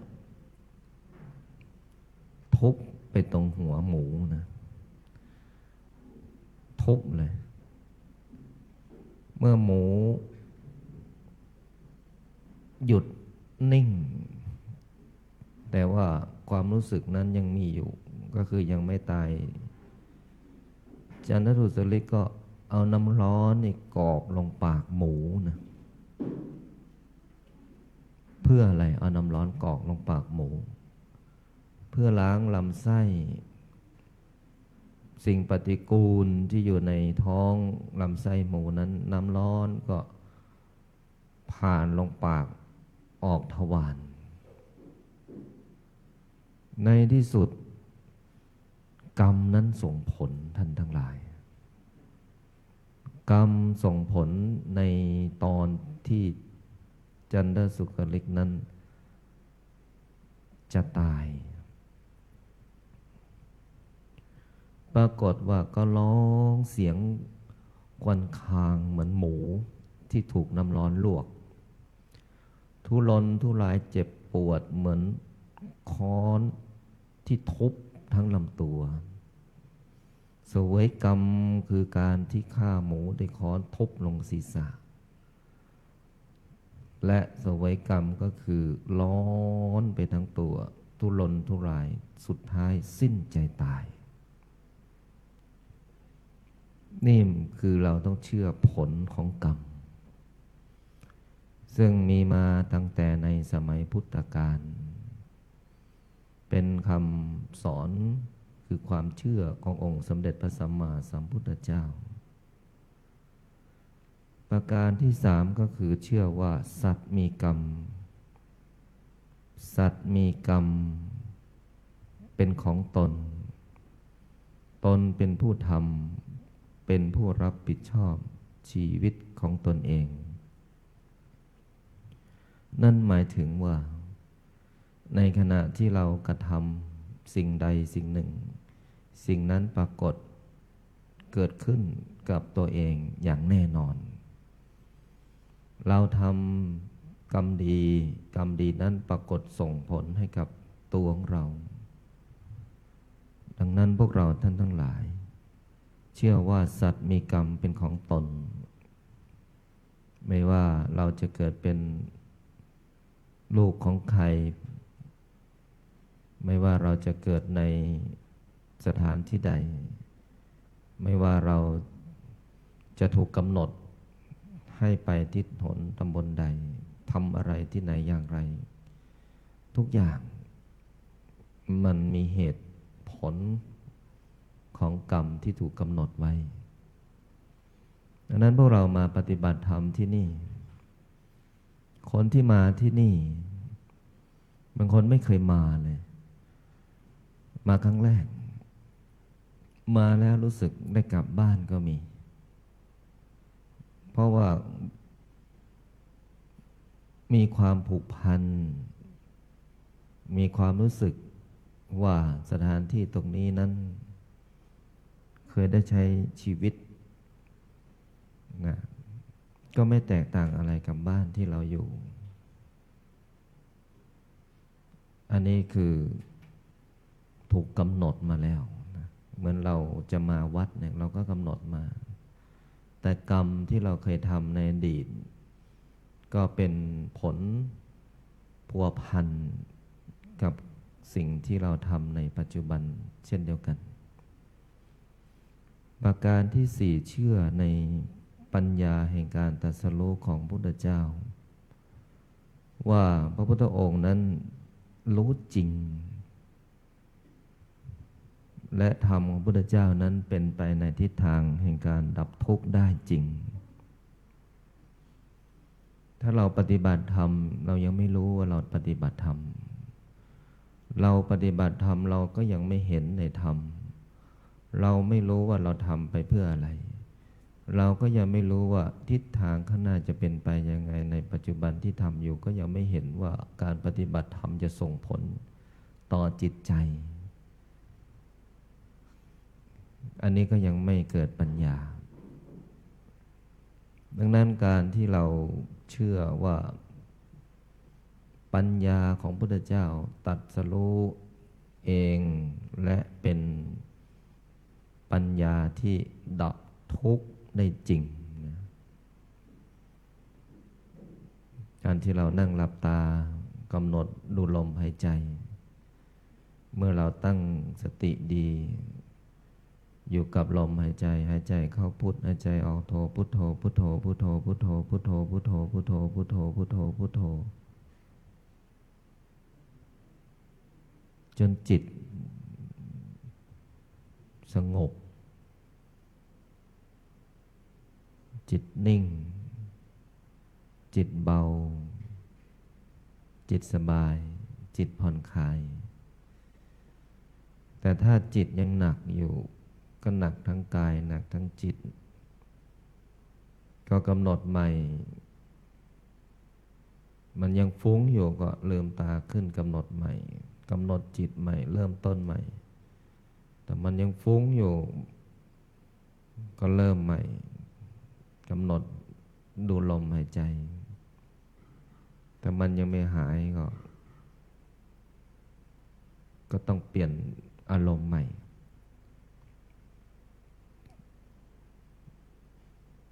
ไม่ฝืนมันแต่ก็ควบคุมให้ได้ถ้าเราควบคุมได้การทำสมาธิก็จะเกิดผลการทำสมาธิก็คือการทำให้จิตของเราสงบบางคนสงบจนหลับก็มีเพราะมันเบาบางคนฟังเคลิ้มสบายมันก็สบายเกินหลับไปเลยเนี่ยเพราะว่ากายมันสงบจิตมันได้พักแต่เมื่อเราทำบ่อยๆก็เหมือนว่าเรารู้ว่าเราจะต้องกำหนดแบบไหนทำแบบไหนเหมือนเรามาวัดป่าพุทธชินวงศ์ครั้งแรกเราอาจจะมึนงงว่าไปที่ไหนเข้ายังไงออกยังไงไปที่ไหนยังไงสถานที่มันกว้างแต่คนที่มาบ่อยๆเดินทะลุทะลวงทั้งหมดแล้วก็เหมือนเราเข้ามาข้างบนคนไม่เคยมาก็มาไม่เป็นถนนหนทางขึ้นที่ไหนลงที่ไหนจิตก็เหมือนกันถ้าจิตไม่เคยฝึกก็จะบังคับมันยากฝึกยากควบคุมยากแต่ถ้าจิตเคยฝึกดีเคยทำสมาธิมาแล้วเคยนั่งกรรมฐานมาแล้วเคยปฏิบัติมาแล้วก็ง่ายนะทีนี้เข้าออกง่ายแล้วจิตเมื่อจิตตั้งมั่นเป็นสมาธิก็อารมณ์เดียวแล้วทีนี้ไม่ฟุ้งแล้วรวมเป็นหนึ่งเรียกว่าเอกคตาจิตหรือว่าเอกตารมณ์จิตดวงเดียวที่ตั้งมั่นเป็นสมาธิที่ไม่หวั่นไหวที่ไม่สับสายเป็นจิตที่นิ่งสบายเอาจิตตรงนี้ให้ได้ก่อนถ้าเรายังไม่นิ่งยังไม่สงบเราจะไปต่อก็ไม่ได้เพราะจิตที่ตั้งมั่นเป็นสมาธิต้องเป็นจิตที่มั่นคงไม่หวั่นไหวถ้าเราได้จิตนี้รวมเป็นหนึ่ง พลังของสมาธิก็จะปรากฏความสว่างของจิตก็จะฟุ้งเลยทีนี้อารมณ์ก็สบายแล้วทีนี้ตัวเราก็จะสว่างไปด้วยเพราะผู้ปฏิบัติธรรมเนี่ยมันสว่างข้างในไม่ใช่สว่างข้างนอกนะแต่โลกปัจจุบันก็ธรรมดาตกแต่งให้ดูดีดูสวยดูงามดูหล่อก็ว่าไปแต่ภายในมันตกแต่งไม่ได้ภายนอกมันตกแต่งได้แต่ภายในมันต้องทานศีลภาวนาคนปฏิบัติก็จะรู้เองดังนั้นพวกเราทุกคนที่มาปฏิบัติธรรมในห้วงวันสำคัญในทางพระพุทธศาสนาวันนี้เป็นวันสำคัญที่พวกเราได้ตั้งใจมาปฏิบัติเนื่องในวันมาฆบูชาซึ่งตรงกับวันพรุ่งนี้เราได้มาถือศีลปฏิบัติธรรมน้อมถวายเป็นพุทธบูชาและถวายเป็นพระราชกุศลแด่พระบาทสมเด็จพระวชิรเกล้าเจ้าอยู่หัวเนื่องในวันมาฆบูชาในวันที่2 ถึงวันที่ 4 มีนาคมวันนี้เป็นวันแรกที่การปฏิบัติธรรมของเรามีทั้งสวดมนต์ภาวนาอธิษฐานในขณะที่สวดมนต์ถ้าจิตของเราอยู่กับการสวดมนต์ก็เป็นสมาธิได้ในขณะที่เรานั่งสมาธิถ้ามีสติควบคุมจิตของเราก็มีพละกำลังควบคุมก็คือควบคุมอารมณ์ที่เข้ามาแล้วถ้าเราไม่เคยทำเราก็จะควบคุมมันยากเพราะจิตมันรับรู้อารมณ์ไวความรู้สึกมันมากมายอยู่ในจิตใจถ้าเราไม่คิดที่จะวางไม่คิดที่จะทำมันก็จะไม่ได้วันนี้เป็นวันแรกของการมาปฏิบัติก็หวังว่าพวกเราทุกคนจะได้รับบุญที่เกิดจากการสวดมนต์ภาวนาเจริญจิตตภาวนาไม่มากก็น้อยได้รับความเชื่อแห่งศรัทธาแห่งปัญญาและก็ได้รับแนวทางในการปฏิบัติกินนอนสวดมนต์เป็นหลักแนวทางของวัดป่าพุทธชินวงศารามเพื่อให้พวกเรานั้นได้เหมือนว่ามาพักกายพักจิตมาเพิ่มกำลังกายมาเพิ่มกำลังจิตมาชาร์จจิตเพื่อจะไปสู้กับชีวิตในแต่ละวันนั้นจิตของเราก็เหมือนแบตก้อนหนึ่งเราใช้มันทุกวันไม่เติมแบตมันก็หมดจิตถ้าใช้มันทุกวันไม่พักจิตก็เหนื่อยล้าจิตเก็บแต่สิ่งที่เรื่องราวมากมายหลายพันหลายหมื่นเรื่องราวจิตมันก็ฟุ้งสุดท้ายจิตก็เตลิดเตลิงไปไหนก็ไม่รู้ก็ขอให้พวกเราทุกคนที่ได้มาปฏิบัติที่นี่เมื่อจิตของเราเบิกบานผ่องใสเราก็จะได้รับถึงพลังที่ดีเข้ามาในจิตอย่างเราสวดมนต์ก็มีความเพลิดเพลินมีความอาถรรพ์เบิกบานเป็นสิ่งที่ค คนไม่ทำก็ไม่รู้แต่เมื่อคนทำถึงจะรู้เวลาที่ผ่านไปแต่ละช่วงเวลาก็ไวนะก็ให้พวกเราได้พิจารณาจิตในจิตดูหายใจเข้าพุทหายใจออกโทไม่ส่งจิตไปในที่หนึ่งที่ใดจิตรู้จิตเห็นจิตควบคุมจิตกำหนดเมื่อจิตรู้อะไรเมื่อจิตเห็นอะไรเมื่อจิตควบคุมอะไรพิจารณาดูรู้ในสิ่งที่เกิดขึ้นอะไรเกิดความรู้สึกใดที่ปรากฏเห็นให้ชัดพิจารณาให้ทันแล้วก็ควบคุมให้ได้เมื่อเรารู้ชัดเห็นจริงให้ปล่อยวางไม่ยึดในอารมณ์นั้นไม่ถือในอารมณ์นั้นไม่กำหนดในอารมณ์นั้นให้จิตของเราว่างเมื่อจิตว่างจิตปล่อยจิตวางจิตสงบจิตนิ่งจิตเบาเมื่อจิตสงบนิ่งเบาเย็นความรู้สึกที่เป็นอารมณ์ฌานที่เย็นกว่าแอร์อีกเย็นเข้าไปอยู่ในจิตสั่นสะท้านไปถึงร่างกายและจิตแล้วเราก็ทรงอารมณ์ให้ได้แล้วก็เก็บอารมณ์ให้เป็น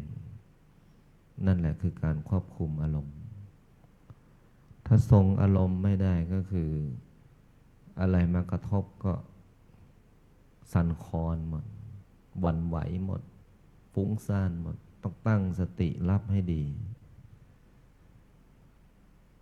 เมื่อเราตั้งสติรับให้ดีเราก็จะรู้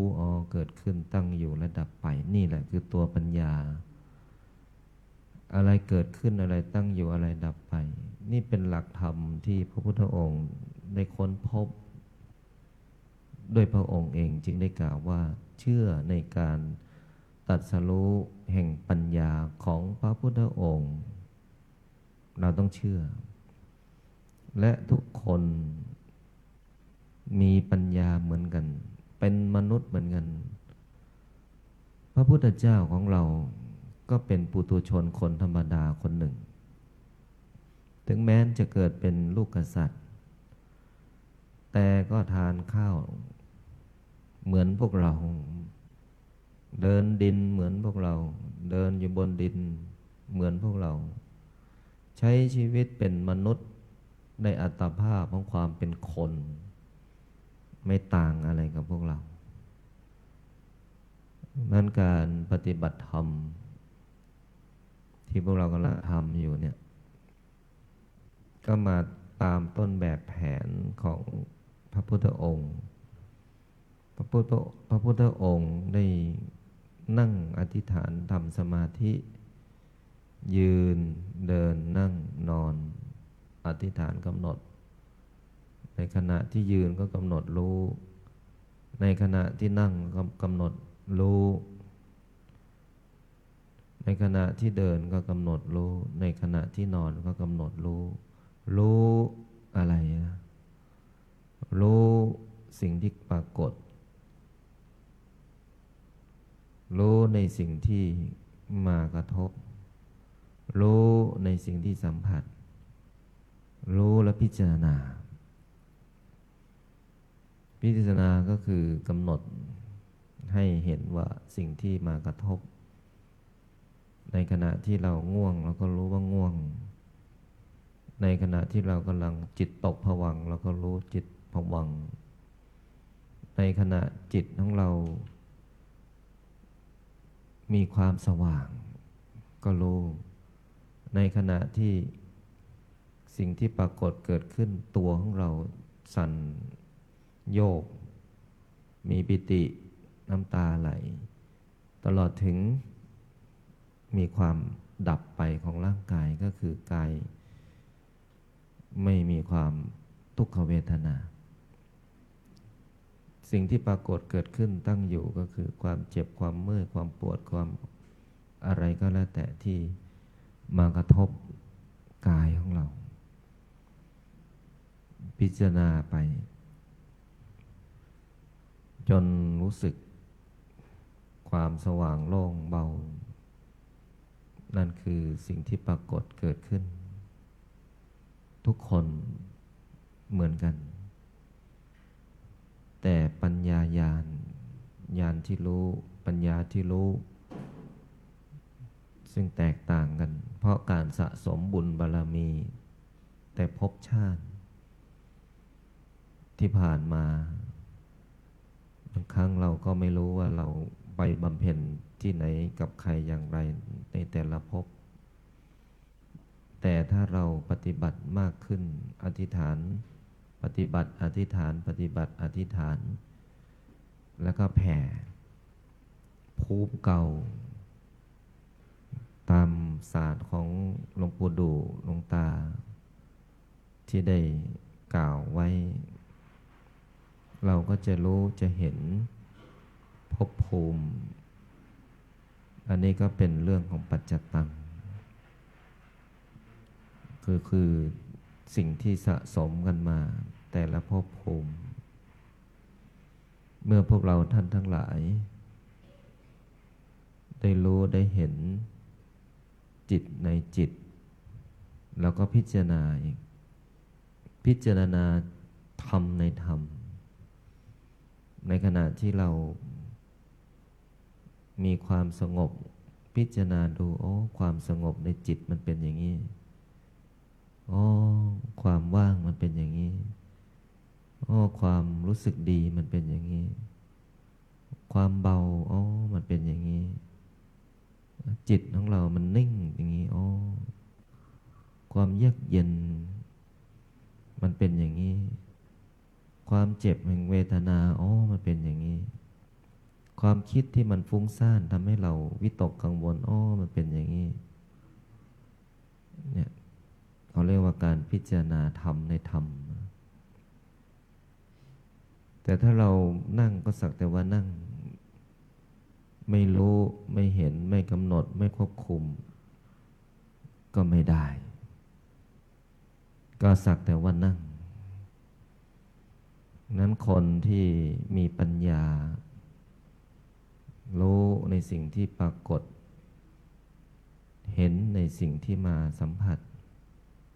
ควบคุมในสิ่งที่มากระทบวางจิตให้ว่างปล่อยวางความรู้สึกแล้วก็จะเกิดปัญญาญาณท่านทั้งหลายการปฏิบัติธรรมไม่ใช่มานั่งหลับตาไม่ใช่มาฟังธรรมไม่ใช่เข้าวัดแต่เป็นการพัฒนาจิตใจของเราต่างหากถ้าเรามาปฏิบัติธรรมมาสวดมนต์มาเข้าวัดแต่จิตใจของเรายังไม่ถูกขัดเกลายังไม่พัฒนายังไม่ก้าวหน้าถ้าเราถูกทดสอบได้ยินใครสักคนหนึ่งว่าเรานินทาเราถ้าเป็นเรื่องจริงเราก็เปลี่ยนที่ตัวเองถ้าไม่เป็นเรื่องจริงเราก็ปล่อยให้วาทกรรมส่งผลให้บุคคลนั้นและเราก็ให้อภัยเนี่ยนี่เป็นธรรมที่ฝึกจิตตัวของเราเองนะ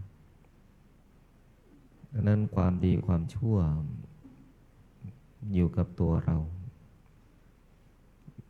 การมาปฏิบัติธรรมจะเกิดผลก็ต่อเมื่อใจเราได้พัฒนาได้ขัดเกลา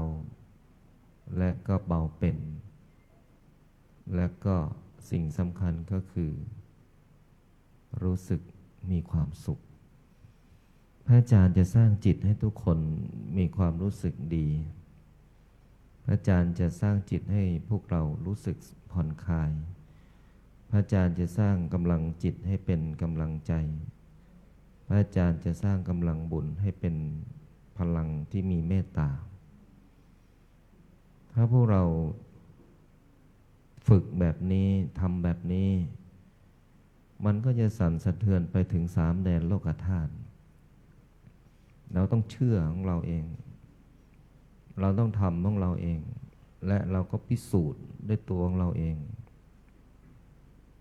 3 แดนโลกธาตุฟ้าเบื้องบนดินเบื้องล่างภพภูมิมนุษย์ต้องรับรู้ถึงแหล่งบุญที่เกิดจากการปฏิบัติของพวกเรานั่นจิตของเราเนี่ยถ้าฝึกดีก็ได้ผลค่อยๆฝึกค่อยๆทำไม่ต้องเร่งรีบไม่ต้องไปคิดว่าเราต้องได้นั่นต้องได้นี่คนไม่คิดอะไรนะจะได้อะไรคนไม่มีอะไรนั่นจะมีอะไรจำไว้นะนั้นธรรมะของพระพุทธเจ้าคือความว่างเปล่าถ้าเราเข้าถึงความว่างเปล่าเราจะอยู่ที่ไหนก็ได้จะไปที่ไหนก็ได้ก็คือเรามีความว่างเปล่าอยู่ในจิตใจเกิดความสุญญตาเนี่ยถ้าเราเข้าปฏิบัติมากขึ้นมากขึ้นจิตของเราก็มีความว่างเปล่ามีความสุญญตาสุญญตาแปลว่าอะไรคือความว่างเปล่าของจิตนั้นคนที่ปฏิบัติธรรมต่อเนื่องก็จะไม่ค่อยไปสุงสิงอะไรกับใครก็จะอยู่มุมของตนเองปฏิบัติของตนเองภาวนาของตนเองเพราะเรารู้ว่าเวลาที่เรามาเนี่ยมันมีค่า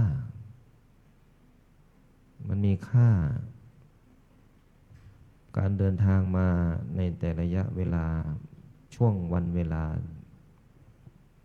เดี๋ยวมันก็หมดแล้วดังนั้น1 คืน 2 คืนมันไหว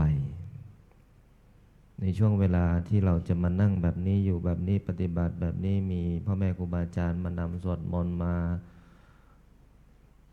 นำเข้าจิตและให้เราพิจารณาจิตในจิตพิจารณาธรรมในธรรมเห็นกองแห่งสังขารในทุกขเวทนาก็ไม่ใช่เรื่องง่ายยิ่งต่างจังหวัดอาจารย์ก็มองดูพิจารณาดูถ้าพวกเราไม่ได้มาทำร่วมบุญด้วยกันก็ไม่มีโอกาสที่จะได้มาพบมาเจอแต่พวกเราก็ถือว่ายังมีวาสนาต่อกันวาสนาต่อกันก็คือยังมีลมหายใจทั้งคู่อาจารย์ก็มีพวกเราก็มีและก็ยังได้มาปิดอบายภูมิไปด้วยกันปิดอบายภูมิก็คือปิดอกุศลกรรมที่มันไม่ดีเนี่ยอย่างเรามานั่งสมาธินุ่งขาวห่มขาวเนี่ยเราไม่ไปอบายภูมิแน่นอน1,000,000%แต่ถ้าจิตเราไม่ดีอันนี้ไปแน่นอนดังนั้นพระอาจารย์จึงบอกว่ารักษาจิตให้ดีควบคุมอารมณ์ให้ได้ถ้าเรารักษาจิตดีควบคุมอารมณ์ได้โอ้จิตเราจะมีพละกำลังอยู่ตลอดเวลาและเราก็จะเป็นคลื่นพลังงานที่ดีและคนก็จะถามว่าไปทำอะไรที่ไหนทำไมชีวิตดีพลังงานดีความรู้สึกดีนะต้องมา1ก็ต้องมา2มา2ต้องมา3เพราะกำลัง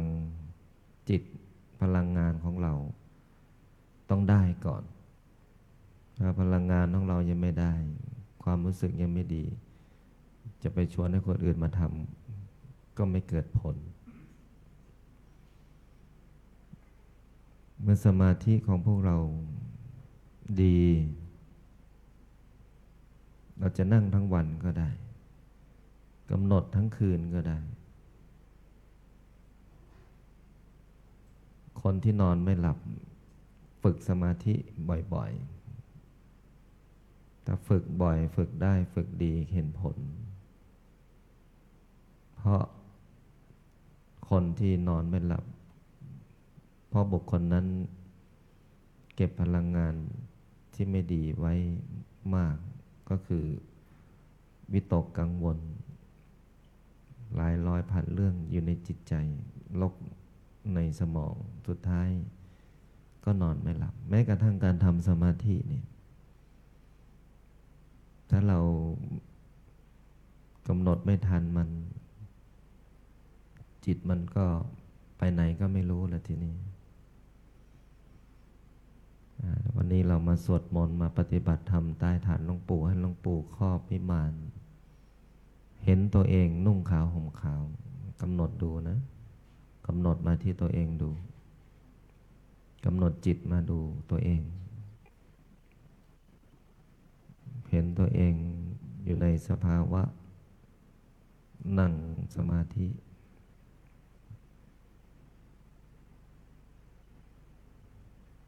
ดูตัวเองว่าเราทำได้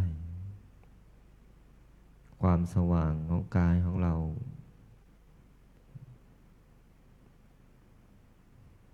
ดูตัวเองนั่งความสงบความเยือกเย็นดึงพลังงานที่เป็นคลื่นแห่งความสุขเข้ามาหาตัวเอง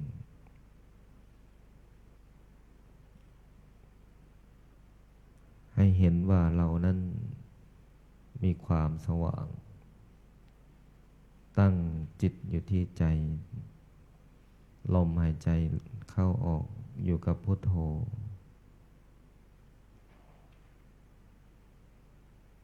เมื่อจิตประภัสสรความสว่างไสวเกิดขึ้นก็แผ่ออกแผ่ด้วยกำลังสมาธิในขณะที่แผ่ก็กำหนดจิตไปด้วยอยู่กับพุทโธพุทโธพุทโธพุทโธพุทโธพุทโธพุทโธพุทโธพุทโธพุทโธพุทโธ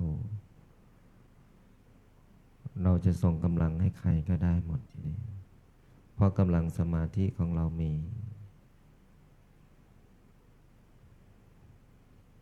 กำหนดไปถึงหลวงปู่ดูองค์ที่อยู่ด้านบนประดิษฐานนั่งอยู่ด้านบนศีรษะของเรานะเห็นหลวงปู่สีทองอลามตั้งกองบุญอยู่ที่หลวงปู่นะตั้งจิตอยู่ตรงนั้นหลวงปู่รับรู้ถึงพลังงานของพวกเราที่มีความศรัทธาหนึ่งเดียวให้เห็นหลวงปู่เป็นองค์สีทองตั้งอยู่บนกลางเขาลูกนี้เหมือนเรานั่งภาวนาในองค์หลวงปู่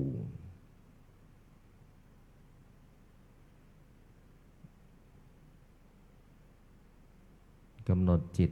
สบายสบาย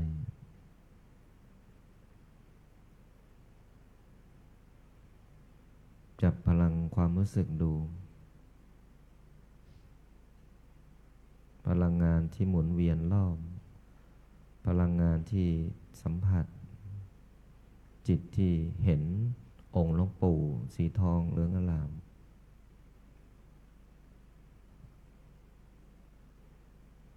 กำหนดดึงเข้ามาอยู่ในจิต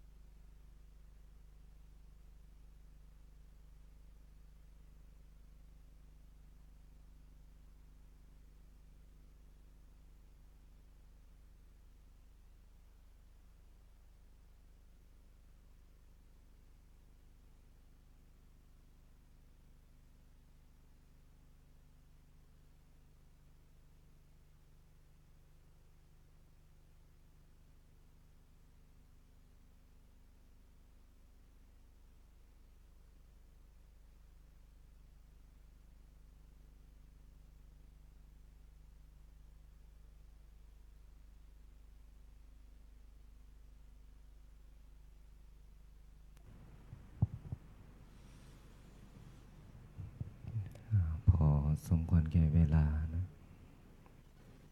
อย่าถอดถอนใครออกจากสมาธิ